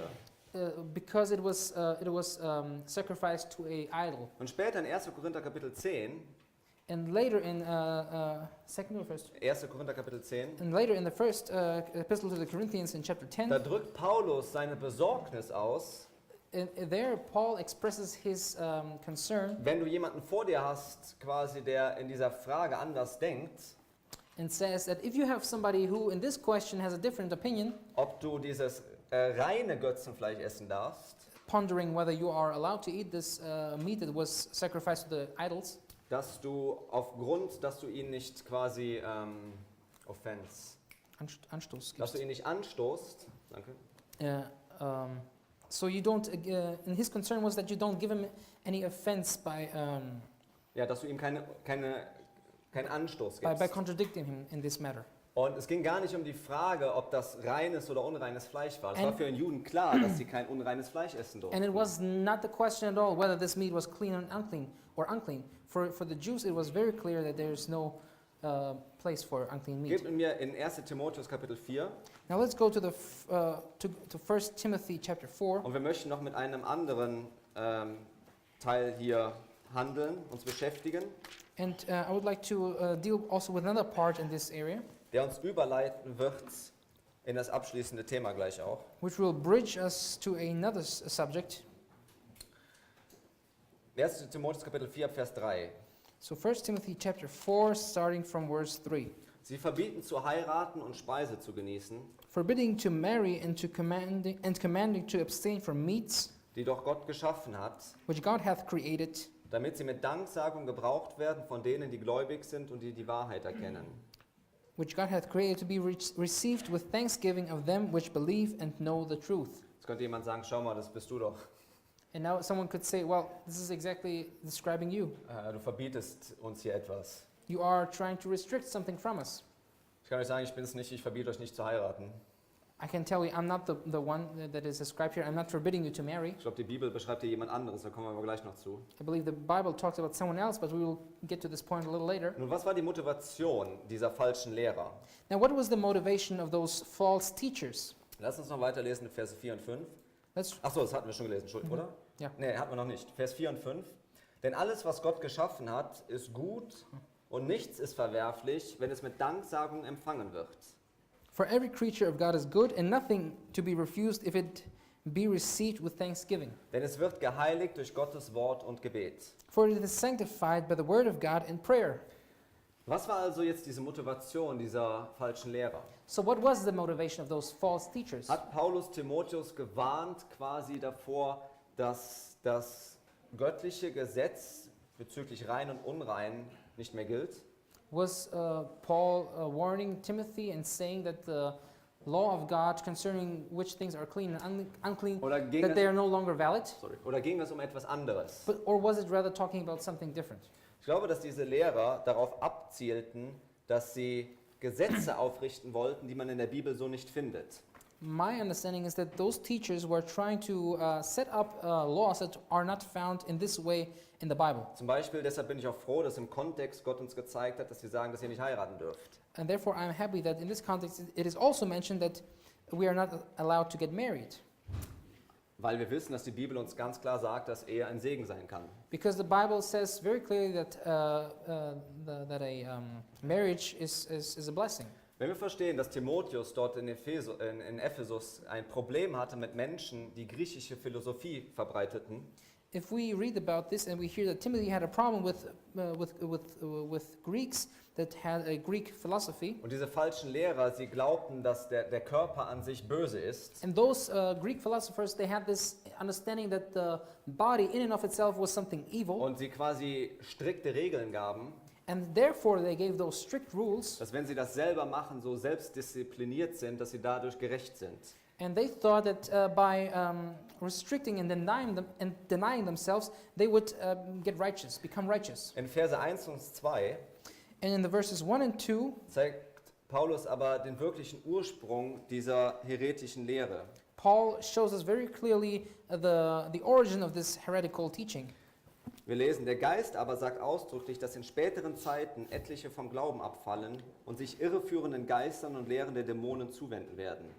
Now the Spirit speaketh expressly that in the latter times some shall depart from the faith, giving heed to seducing spirits and doctrines of devils. Das heißt, die Leute hatten sich angefangen an Regeln zu halten, So the people started to cling to rules die Gott gar nicht verboten hatte. which God had never told them to. Deshalb sagt er auch in Vers 3, Therefore it also says in verse 3, die mit Danksagung gebraucht werden von denen, die gläubig sind und die Wahrheit erkennen. Das Ende to, von Vers 3. to be received with thanksgiving of them which believe and know the truth. Also Paulus machte hier eine Unterscheidung. So Paul was making a distinction here.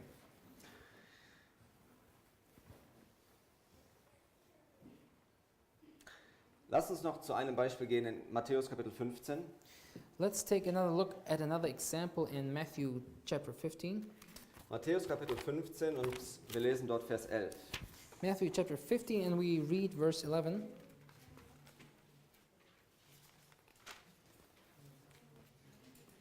Nichts, sagt Jesus, das was zum Mund hineinkommt, verunreinigt den Menschen, sondern was aus dem Mund herauskommt, das verunreinigt den Menschen.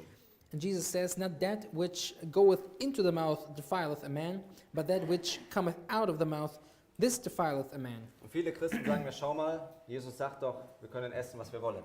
And many Christians come to this part of Scripture and say, you see, Jesus told us that we are allowed to eat everything. Wenn wir aber lernen, die Bibel, was wir immer machen sollten, im Kontext zu lesen, But if we adhere to this principle of reading the Bible always in its context, dann sehen wir hier, dass es Jesus um einen anderen Punkt ging. then we realize that it was another point Jesus was trying to Die make. Pharisäer stellten die Frage auf, warum die Jünger sich nicht die Hände gewaschen haben. Because in this context, the Pharisees were asking Jesus why his disciples have not washed their hands before eating. Warum halten sie sich nicht an die Regeln, die wir aufgestellt haben? Why don't they adhere to the rules which we have set up? Lass uns mal in Vers 3 lesen. Let's read in verse 3. Er aber antwortete und sprach zu ihnen, und warum übertretet ihr das Gebot Gottes um eurer Überlieferungen willen? But he answered and said unto them, why do ye also transgress the commandment of God by your tradition? Ich glaube, dass Jesus aufzeigen wollte, dass es hier um die Selbstgerechtigkeit der Pharisäer ging. I think it was Jesus' purpose to show at first that it was about the self-righteousness of the Und Pharisees. ihre eigenen Regeln und Gebräuchen, wenn es zum Essen kam. And that it was about their own rules and traditions when it comes to food. Und dass man sich die Hände waschen sollte, weil man sonst unrein und sündig sei. And that they were supposed to wash their hands before eating, otherwise they would be full of sin and unclean. Ich glaube, dass es gar nicht hier darum geht, um die Frage, was sie dort essen dürfen. And I don't think that it is about what they are allowed to eat and what not. Ich glaube gar nicht, dass die ganze Geschichte irgendwas wirklich mit Essen zu tun hat. And I don't believe that this entire story in this context doesn't have anything to do with with food at dass all, sie im Kontext von Ernährung zwar steht, even though it stands in the context of food, aber nur als ein Beispiel dient, wo Jesus klar aufzeigt, schaut mal, eure Selbstgerechtigkeit, but Jesus rather tries to make it clear to the Pharisees that their self-righteousness, denn wenn wir in den Versen 16 bis 20 lesen, because if we keep on reading in verse 26, ich glaube, dass Jesus uns deutlich macht, worum es eigentlich geht. Jesus makes it even clearer what his point is. Jesus aber sprach, seid denn auch ihr noch unverständigt? But he answered and said, it is, which verse? Vers 16. 16 rather, sorry. And Jesus said, are ye also yet without understanding? Begreift ihr noch nicht, dass alles, was zum Mund hineinkommt, in den Bauch kommt und in den Abort geworfen wird? Do ye not understand that whatsoever entereth in at the mouth goeth into the belly and is cast out into the drought? Was aber aus dem Mund In the drought. herauskommt, das kommt aus dem Herzen und das verunreinigt den Menschen. But those things which proceed out of the mouth come forth from the heart, and they defile the man. Denn aus dem Herzen kommen böse Gedanken und so weiter. For out of the heart proceed evil thoughts, and so on and Ich so glaube, on. Jesus spricht hier diesen Punkt an, der auch Jeremia 17, Vers 9 uns sagt. And I think Jesus is trying to make the point which we also find in Jeremiah 17, 17, Vers 9. 17 verse Dass 9, wir mit einer gefallenen Natur, mit einem bösen Herzen sozusagen geboren werden. that we are born with a fallen nature and with a sinful heart. Und je mehr wir das nähren, And the more we feed this heart, desto mehr kommt es auch aus dem Herzen heraus. the more it springs up out of the heart. Es geht gar nicht um die Frage, ob uns das Essen heilig macht oder nicht, It's no longer about the question whether the food sanctifies us or not, sondern ob wir in Harmonie mit Gottes Gesetz leben wollen. but rather if we want to live in harmony with God's law. Das heißt, es zeigt also eigentlich gar nichts über Essen und Trinken auf. But so basically this context doesn't. So basically this is not about clean or unclean food. Lasst uns ein letztes Beispiel nehmen. Let us take a look at another or the last example. Kolosser Kapitel 2. Please open with me Colossians chapter 2. Das haben wir schon einmal begonnen zu zitieren. We've already started to quote from it. Kolosser Kapitel 2 und wir beginnen dort ab Vers 14 noch einmal zu lesen. Colossians chapter 2 and we start from verse 14. Und er hat die gegen uns gerichtete Schuldschrift ausgelöscht, die durch Satzungen uns entgegenstand, und hat sie aus dem Weg geschafft, indem er sie ans Kreuz heftete. Blotting out the handwriting of ordinances that was against us, which was contrary to us, and took it out of the way, nailing it to the cross. Als er so die Herrschaften und Gewalten entwaffnet hatte, stellte er sie öffentlich an den Pranger und triumphierte über sie an denselben. And having spoiled principalities and powers, he made a show of them, openly triumphing over them in it. Und jetzt Vers 16. And now verse 16. So lasst euch von niemand richten wegen Speise oder Trank oder wegen bestimmter Feiertage oder Neumonde oder Sabbate. And let no man therefore judge you in meat or in drink or in respect of an holiday or of the new moon or of the Sabbath days. Nun, viele Christen benutzen diesen Text hier Now many Christians use this text und here. sagen, schau mal, Jesus hat das alles ans Kreuz genagelt. And look, Jesus nailed all of those laws onto the cross. Und es ist egal, wann wir jetzt den Sabbat halten. And it doesn't matter anymore when we keep the Sabbath. Es ist egal, was wir essen und trinken. It doesn't matter what we eat or drink. Ich glaube, der Fehler, der hier gemacht wird, And I believe the mistake that is being made here dass Paulus hier vom Zeremonialgesetz spricht, is that Paul is talking in this context about the ceremonial wenn er law von Speisen und Trinken spricht when he talks about foods and drinks und selbst vom Sabbat. and even about the Sabbath. Geben wir bitte als eine Erklärung in 3. Mose, Kapitel 23. Another passage to explain this you can find in Leviticus Kapitel Chapter- 23. chapter 23. Und schaut mit mir mal dort Vers 37 an. And take a look together with me at verse 37. Im Kontext des Zeremonialgesetzes, And in the context of the ceremonial law, Vers 37. verse 37. Das sind die Feste des Herrn, zu denen ihr heilige Versammlungen einberufen sollt, um dem Herrn Feueropfer, Brandopfer, Speisopfer, Schlachtopfer und Trankopfer darzubringen, jeden Tag das, was vorgeschrieben ist. Das war jetzt nur 37, ja. These are the feasts of the Lord, which ye shall proclaim to be holy convocations, to offer an offering made by fire unto the Lord, a burnt offering and a meat offering, a sacrifice and the drink offerings, everything upon his day. Das heißt, der Paulus spricht in Kolosser Kapitel 2, Verse 14 und bis 17, So Paul in Colossians chapter what? Kapitel 2, Chapter 2 verses 14 bis 17. 14 to 17. Er adressiert eigentlich hier das Zeremonialgesetz. So in this context he's addressing the ceremonial law. Und wir wissen, dass das an das Kreuz geheftet wurde. And we know that this one was indeed nailed to the cross. Das heißt, die Speise- und Trankopfer wurden dort ans Kreuz genagelt, weil Jesus jetzt im Allerheiligsten ist. So the drink offerings and the food offerings were indeed nailed to the cross. Aber das will heute nicht wahrgenommen werden. But this is something that Christians don't realize. Und ich möchte nur kurz vervollständigen bezüglich des Sabbats. Lest mit mir mal Vers 39. And I would like to finish this text concerning the Sabbath. Let's Weil open Kolosser verse Kapitel 20. 2, Vers 17 auch von dem Sabbat spricht, von den 39. Sabbaten. Because it's also talking about the Sabbaths in this context. Vers 39. Verse 39. So sollt ihr nun am 15. Tag des 7. Monats, wenn ihr den Ertrag des Landes eingebracht habt, das Fest des Herrn halten. 7 Tage lang. Am ersten Tag ist ein Feiertag und am 8. Tag ist auch ein Feiertag. Also in the 15th day of the 7th month, when ye have gathered in the fruit of the land, ye shall keep a feast unto the Lord 7 days. On the first day shall be a Sabbath, and on the 8th day shall be a Sabbath. Steht im Kontext von Vers 38 natürlich. And this also stands in the context of verse 38. Zusätzlich zu den Sabbaten des Herrn und zu euren Gaben und zusätzlich zu allem euren Gelübden.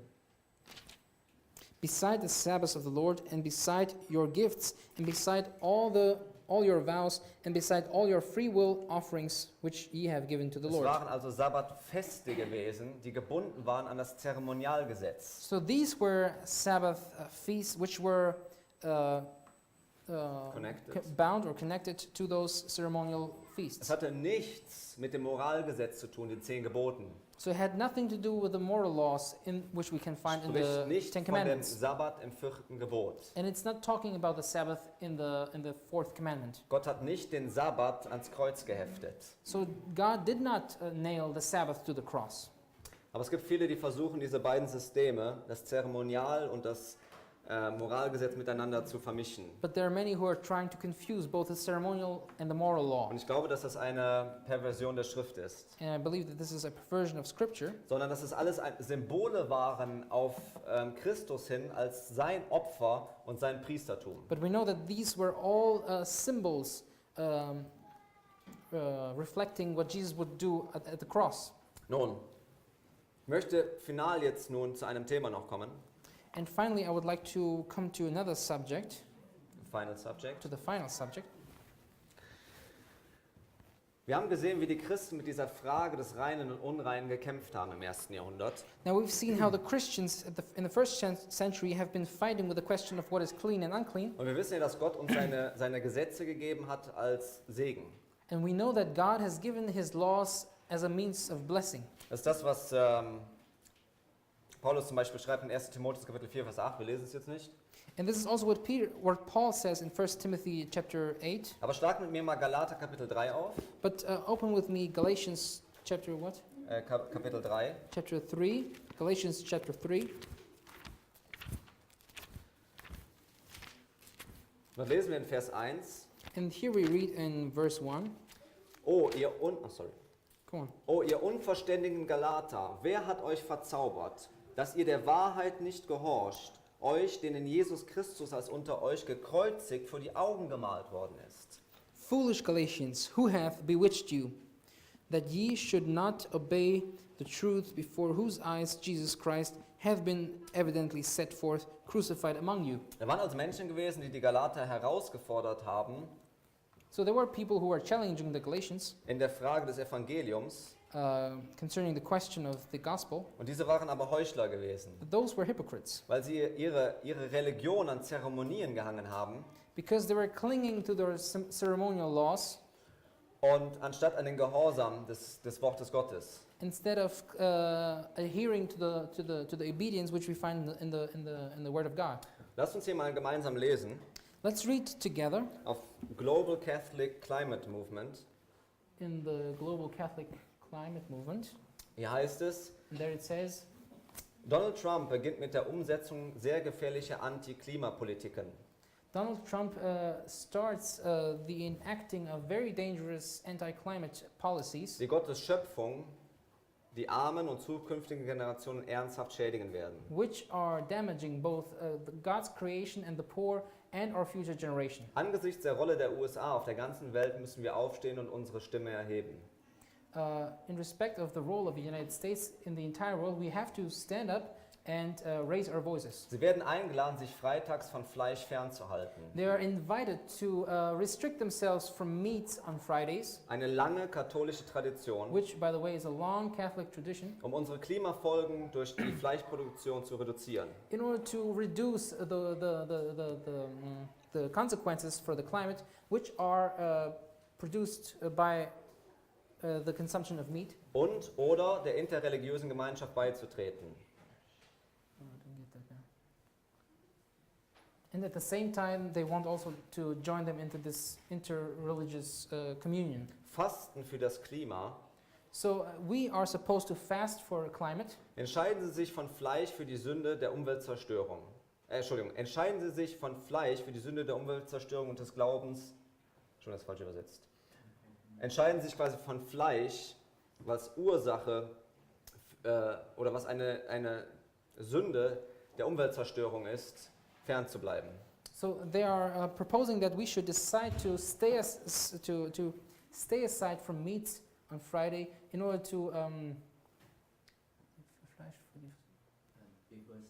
to reverse the destruction of our environment. Und Sie sprechen von einem interreligiösen Fasten. And in this, they are talking about an interreligious a day of fasting. Das heißt, der Papst ruft die Menschen auf, So the Pope is calling people, der König von Babylon, who, by the way, is the king of Babylon, alle Religionen in dieses Fasten zu rufen. to bring all of the religions of the world to this day of fast. Nun gab es Fasting. in der Zeit des großen Versöhnungstags nicht, wie wir gehört haben, dass die Leute gebetet und gefastet haben. Now, as you remember, in the Day of Atonement, the people of Israel were fasting and praying. Haben wir nicht eben in 1. Timotheus Kapitel 4 gelesen, dass es dort Lehren gibt von Dämonen, die sagen, dass wir uns von bestimmten Dingen fernhalten müssen? Didn't we read in the fourth chapter of Timothy that there are teachings of demons that we are to restrain ourselves from? Und ich glaube, dass wir uns wie im Fall der Galater And I believe that just in the same case as in the Galatians, wir uns hier mit einem anderen Heuchler zu tun haben, we are facing now another hypocrite der gute Dinge benutzt, wie wir jetzt sehen werden, who uses good things and ideas, eigentlich biblische Prinzipien, and actually he uses biblical principles um die Welt, wie die Bibel sagt, zu verführen. in order to deceive the world, as the Bible puts it. Nun, wir wissen, Gott ruft uns auf zu einer biblischen Ernährung, Now we know that the Bible is calling us, zu einer biblischen Ernährung. so the Bible calls us to adhere to a biblical diet. Und wir wissen, dass das Evangelium auf der Gerechtigkeit Christi aufgebaut ist. Nochmal bitte. Und wir wissen, dass das Evangelium auf der Gerechtigkeit Christi And aufgebaut we know ist. now that the gospel is founded on the righteousness of Christ. Und wir wissen, dass das katholische System aufgebaut ist auf einer Werksgerechtigkeit, dass man sich selber den Himmel verdienen kann. And we know also that the Catholic system, on the other hand, is built on works of Wir self-righteousness. haben gelesen in einem Artikel, dass gesagt wird, dass wir uns lieber vom Fleisch fernhalten sollten. We know also that in the Bible it says, here, Ja. we know also that in this Catholic magazine it says that on Fridays we should restrain ourselves from meat, Nicht aus dem Grund, die wir bisher ausgelegt haben, not for the reason as we've heard now from the sondern Bible, weil das Klima darunter leidet, wenn wir Fleisch essen. but rather because the environment is suffering and the climate is suffering if we eat meat. Und was haben sie gesagt, wenn wir das tun? Dass es eine was ist? And what did they say? If we do it, it is what? Sie sagen, dass es eine Sünde ist. It is, they say, so a sin. Das heißt, wenn du nicht daran teilnimmst, So if you don't take part in this, um das Fleisch wegzulassen, um das Klima zu schützen, and you don't restrain yourselves from the meat in order to help climate get better, habe ich das richtig verstanden, dass ich dann ein Sünder bin? did I get this right? Am I then a sinner?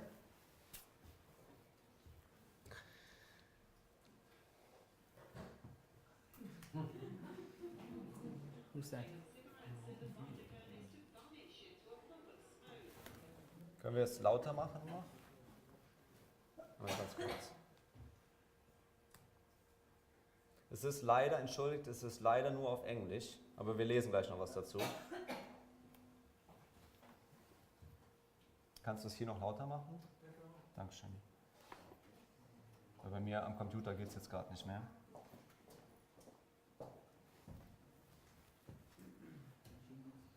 In der Zwischenzeit, ich habe euch gesagt, dass der Papst gute Dinge benutzt.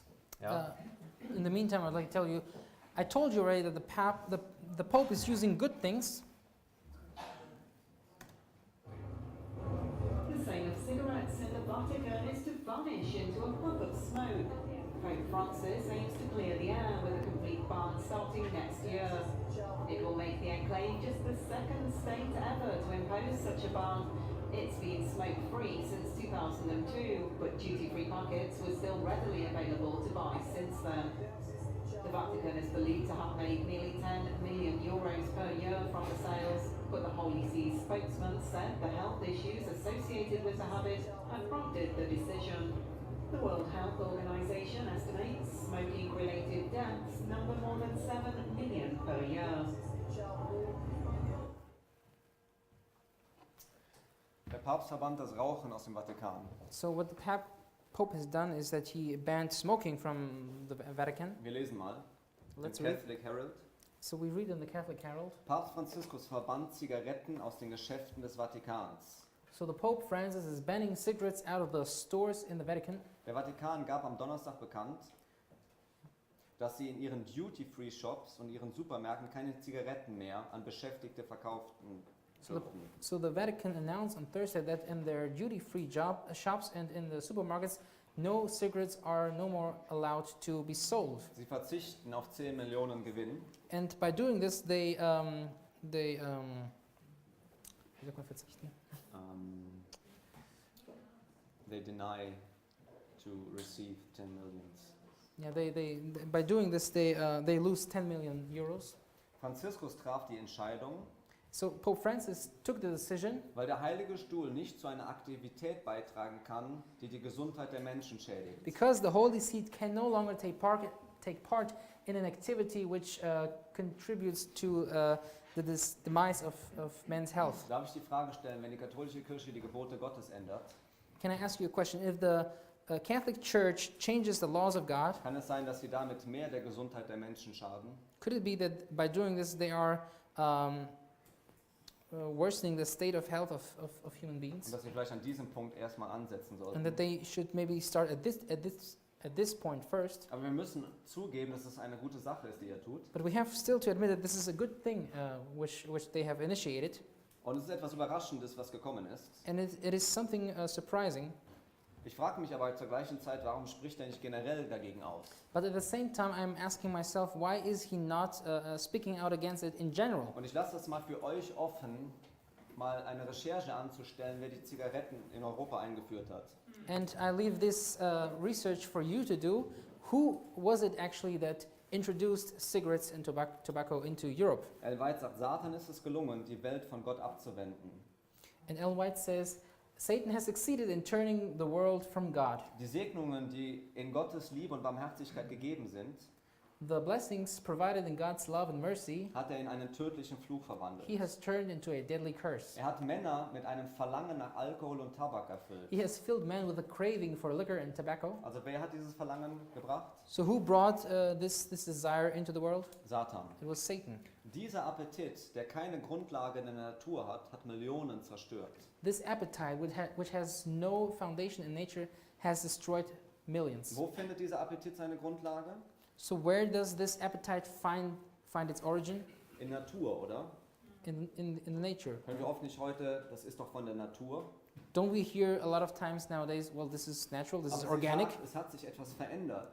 But she says something has changed. Sie spricht von einem tödlichen Fluch. And she speaks about a deadly curse. Wir wissen, dass die Erde sich verändert hat und nicht mehr alles so ist, wie es im Garten Eden war. And we know that the earth has changed and that nothing on this earth is the same as it was in the Garden of Eden. Und nicht nur der Papst weiß, dass die ganze Welt seit dem Sündenfall ausschreit, And not only the Pope knows that the entire world is screaming or crying after the fall. wir lesen hier in Religion News Service, And here we read in Religion News Service, Papst Franziskus fordert die Führer der Welt auf auf den Schrei der Erde und den Schrei der Armen zu hören. So Pope Francis is demanding of the leaders of the world to obey to the cry of the world and to the cry of the poor, Und Maßnahmen zum Schutz der Umwelt zu ergreifen. and introduce measures to improve the environment. Im Jahr 2015 bezeichnete Franziskus den 1. September als Tag der Kirche für das Gebet für die Umwelt. And in the year 2015, Pope Francis introduced the 1st of September as a day of the church to pray for the environment, Um die Sorge für den Planeten als eine moralische Frage zu gestalten. in order to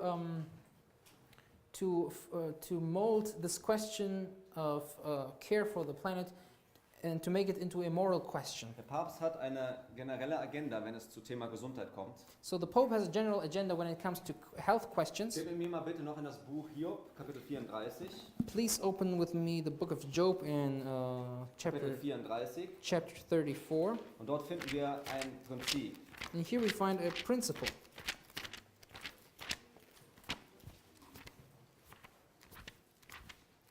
Hiob, Kapitel 34, Vers 30. Job chapter 34 verse 30. In meiner Übersetzung heißt es, And in my translation it says, go on. damit nicht gottlose Menschen regieren, dass sie nicht Fallstricke für das Volk werden.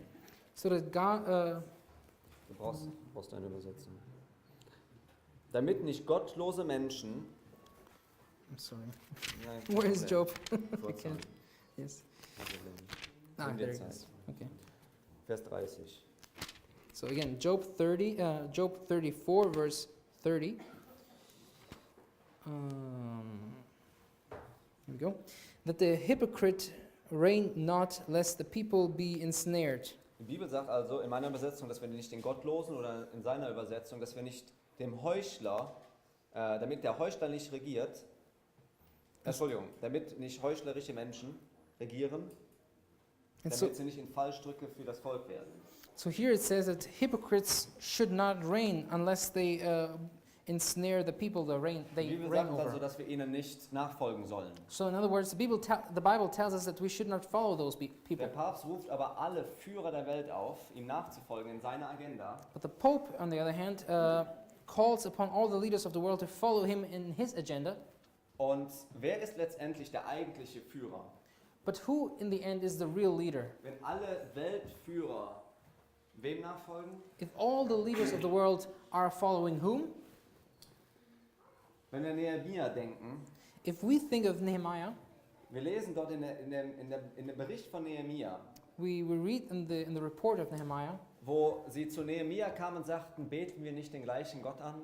and when they came to Nehemiah and said, Sollen- "Don't we pray to the same Sollen God? wir nicht gemeinsam das gleiche Haus bauen? Shouldn't we build the same house together?" Meine Lieben, Nehemia ging 4-mal, gab ihnen zur Antwort Nein. My beloved, he gave them 4 times the same answer, which was no. Aber es gibt Christen But there are Christians, und leider auch 7-Tags-Adventisten, and unfortunately also Seventh-day Adventists, die getäuscht sind zu glauben, dass sie sich mit den Menschen der Sünde vereinen können, who are seduced by believing that they could or should connect to the man of sin, bei Punkten, wo wir übereintreffen. at least in points or in dogmas in which we agree. Ellen White, sie sagt, And Ellen White says, dennoch erhebt gerade diese selbe Gruppe die Behauptung, yet this very class put forth a claim dass die schnell überhand nehmende Verderbnis großenteils der Entheiligung des sogenannten christlichen Sabbats zu schreiben sei. that a fast spreading corruption is largely attributable to the desecration of the so-called Christian Sabbath, Und dass die strikte Durchführung der Sonntagsfeier die Sitten des Volkes um vieles bessern würde. and that the enforcement of Sunday observance would greatly improve the morals of society. Nun, wir haben in den Vorträgen zuvor schon gelernt, Now, from the preceding presentations, we've learned already dass das Sonntagsgesetz immer gebunden ist an diese Agenda des Papstes. that the Sunday observance is always bound to the agenda of the Pope. Heute haben wir gesehen, dass es auch mit dem Thema Gesundheit zu tun hat, And today we also realize that it has a connection to the topic of health, weil er sagt, macht Schritte in der Gesundheit, weil es verbunden ist mit dem Klimaschutz. And he makes the argument that we should also make steps into health in order to preserve the climate and environment. Und Klimaschutz gebunden ist an die Sonntagsgesetze, And in this, in the same, an die Verehrung des Sonntags. and in the same way, he also says that climate change or the preservance of climate is connected to observance of the Sunday. Und so lass uns jetzt die letzten Gedanken nochmal zusammenfassen, konzentrieren. So let us summarize all those thoughts. Diese Behauptung wird besonders in Amerika aufgestellt, This claim is especially urged in America, wo die Lehre vom wahren Sabbat schon weit und breit gepredigt worden ist. where the doctrine of the true Sabbath has been most widely preached. Und schaut mal, was sie sagt. And look what she says here. Dort wird das Mäßigkeitswerk, Here the temperance work, eine der hervorragendsten und wichtigsten aller sittlichen Reformen, one of the most prominent and important of moral reforms, oft mit der Sonntagsbewegung verbunden. is often combined with the Sunday movement, Und ihre Anhänger treten auf, and the advocates of the latter represent wirken sie für das höchste Wohl der Gesellschaft. themselves as laboring to pronounce the highest interests of society. Und alle, die sich weigern, sich mit ihnen zu verbinden, And those who refuse to unite with them werden als Feinde der Mäßigkeit und der Reform verschrien. are denounced as the enemies of temperance and reform. Mir soll noch mal jemand sagen, diese Frau war nicht inspiriert. Now, I challenge somebody to tell me that this woman was not inspired. Vor über 100 Jahren schreibt sie, dass diese Sonntagsbewegung kommen wird, So 100 years ago, she writes that this Sunday movement is about to come, verbunden mit einem Mäßigkeitswerk, was eigentlich absolut wichtig und gut ist und was wir brauchen. which is connected with a work of temperance, which is good and we need it. Aber nun in aller Liebe meine Warnung an meine christlichen Brüder, But in all the love, I want to give out a warning to my Christian brothers in allen Denominationen from all denominations, und vor allen Dingen in unserer. especially in our. Aber die Tatsache, dass mit einer an ihr und für sich guten Maßnahme eine Bewegung verbunden ist, But the fact that the movement to establish error is connected with a work which is in itself good, die einen Irrtum verkündigt, is no, what is it? Which is where am I? Aha, is not an argument in favor of the error. die einen Irrtum verkündigt, spricht nicht zu deren Gunsten. Das ist schon übersetzt, Yes, ne? I read it already. Ja. Sie sagt also, wir können uns nicht mit ihnen verbinden, weil ein Irrtum gleichzeitig verkündigt wird. So she says that we should not connect to them because in their understanding there is an error included. Weil es bedeutet gleichzeitig, dass wir Gottes Gesetz brechen müssten. Because it would mean that at the same time we would have to break the law of Sie God. sagt, wir können das Gift mit gesunder Nahrung vermischen und dadurch unkenntlich machen, She says we may disguise poison by mingling it with wholesome food, aber auf diese Weise verändern wir seine Natur nicht. but we do not change its nature. Im Gegenteil, On the contrary, es wird nur noch gefährlicher, da man es desto leichter unversehens nimmt. it is rendered more dangerous as it is more likely to be taken unawares. Die leitenden Männer der Sonntagsbewegung mögen Reformen vertreten. Das ist der zweite Satz. Okay, the leaders of the Sunday movement may advocate reforms Die das Volk nötig hat und Grundsätze, die mit der Bibel übereinstimmen. which the people need, principles which are in harmony with the Bible. Und doch können sich des Herrn Knechte nicht mit ihnen vereinen. Yet while there is with these a requirement which is contrary to God's law. Weil es gegen, Gottes Gesetz geht. Okay. Meine Lieben, mein letzter Gedanke. My beloved, this is my last thought. Ellen White, sie sagt hier, Ellen White says, die wunderwirkende, sich durch den Spiritismus offenbarende Macht wird ihren Einfluss gegen alle ausüben, die es vorziehen, Gott mehr zu gehorchen als den Menschen. the miracle working power manifested through spiritualism will exert its influence against those who choose to obey God rather than men. Sie werden die große, das ist unter dick gedruckt, sie werden die große Gottlosigkeit in der Welt beklagen und die Zeugnisse religiöser Lehrer unterstützen. They will lament the great wickedness in the world and second the testimony of religious teachers that the degraded state of morals is caused by desecration of Haben wir Sunday. nicht eben gesehen, wie der Papst rumgeht zu den Weltführern und sie zu seiner Agenda einlädt? Didn't Zu we- seiner moralischen Agenda? Didn't we just see that the Pope is traveling the world and tries to invite the leaders of the world for his agenda. Und Ellen White sagt, dass die gesunkene Moral durch die Entheiligung des Sonntags verursacht werde, führt sie hier fort. And she continues and says that the was steht das genau?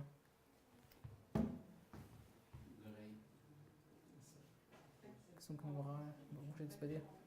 Ah, okay. And she goes on and says that the degraded state of morals is caused by the desecration of Sunday. Meine Lieben, geht mit mir in einen allerletzten Text. My beloved, let's go to a very last text. Geht mit mir noch einmal zurück in 1. Samuel 15. Let us go back again to 1 Samuel chapter 15. Wir haben eben darüber gelesen, wie Gott sagt, dass es ihm Gehorsam wichtiger ist als Opfer. We've just read that to God, obedience is more than sacrifice. Und Ellen White spricht hier vom Spiritismus. And Ellen White talks about spiritualism. 1. Samuel Kapitel 15. 1 Samuel chapter 15. Und wir lesen jetzt den Vers, wir haben eben Vers 22 gelesen. We've just read verse 22. Und jetzt lesen wir Vers 23. And now we want to read verse 23. Denn Ungehorsam ist wie die Sünde der Wahrsagerei. For rebellion is as a sin of witchcraft. For rebellion is the sin of witchcraft. Und Widerspenstigkeit ist wie Abgötterei und Götzendienst. And stubbornness is as iniquity and idolatry. Weil du nun das Wort des Herrn verworfen hast, so hat er dich verworfen, dass du nicht mehr König sein sollst. Because thou hast rejected the word of the Lord, he hath also rejected thee from being king. Gott ruft uns auf, heilige Königschaft zu sein. God calls us to be a holy kingship or Sollten kingdom. wir nicht aufhören zu rebellieren Shouldn't we stop to rebel und unsere Gerechtigkeit zu verlieren, and continue losing our righteousness wegen unseres Unglaubens? because of our disbelief? Im großen Kampf geht es immer um die Frage, ob Gott immer die Liebe ist. In the great controversy, it's always a question whether God is truly love. Und wenn ich Gott nicht in diesen Punkten vertraue And if I don't trust God in these very issues und durch seine Kraft in diesen Bereichen überwinde, and by his power overcome all my weaknesses, verliere ich meine Gerechtigkeit. I lose my righteousness. Ich glaube, dass wir es Gott erlauben sollten, der Welt zu zeigen. I believe that we...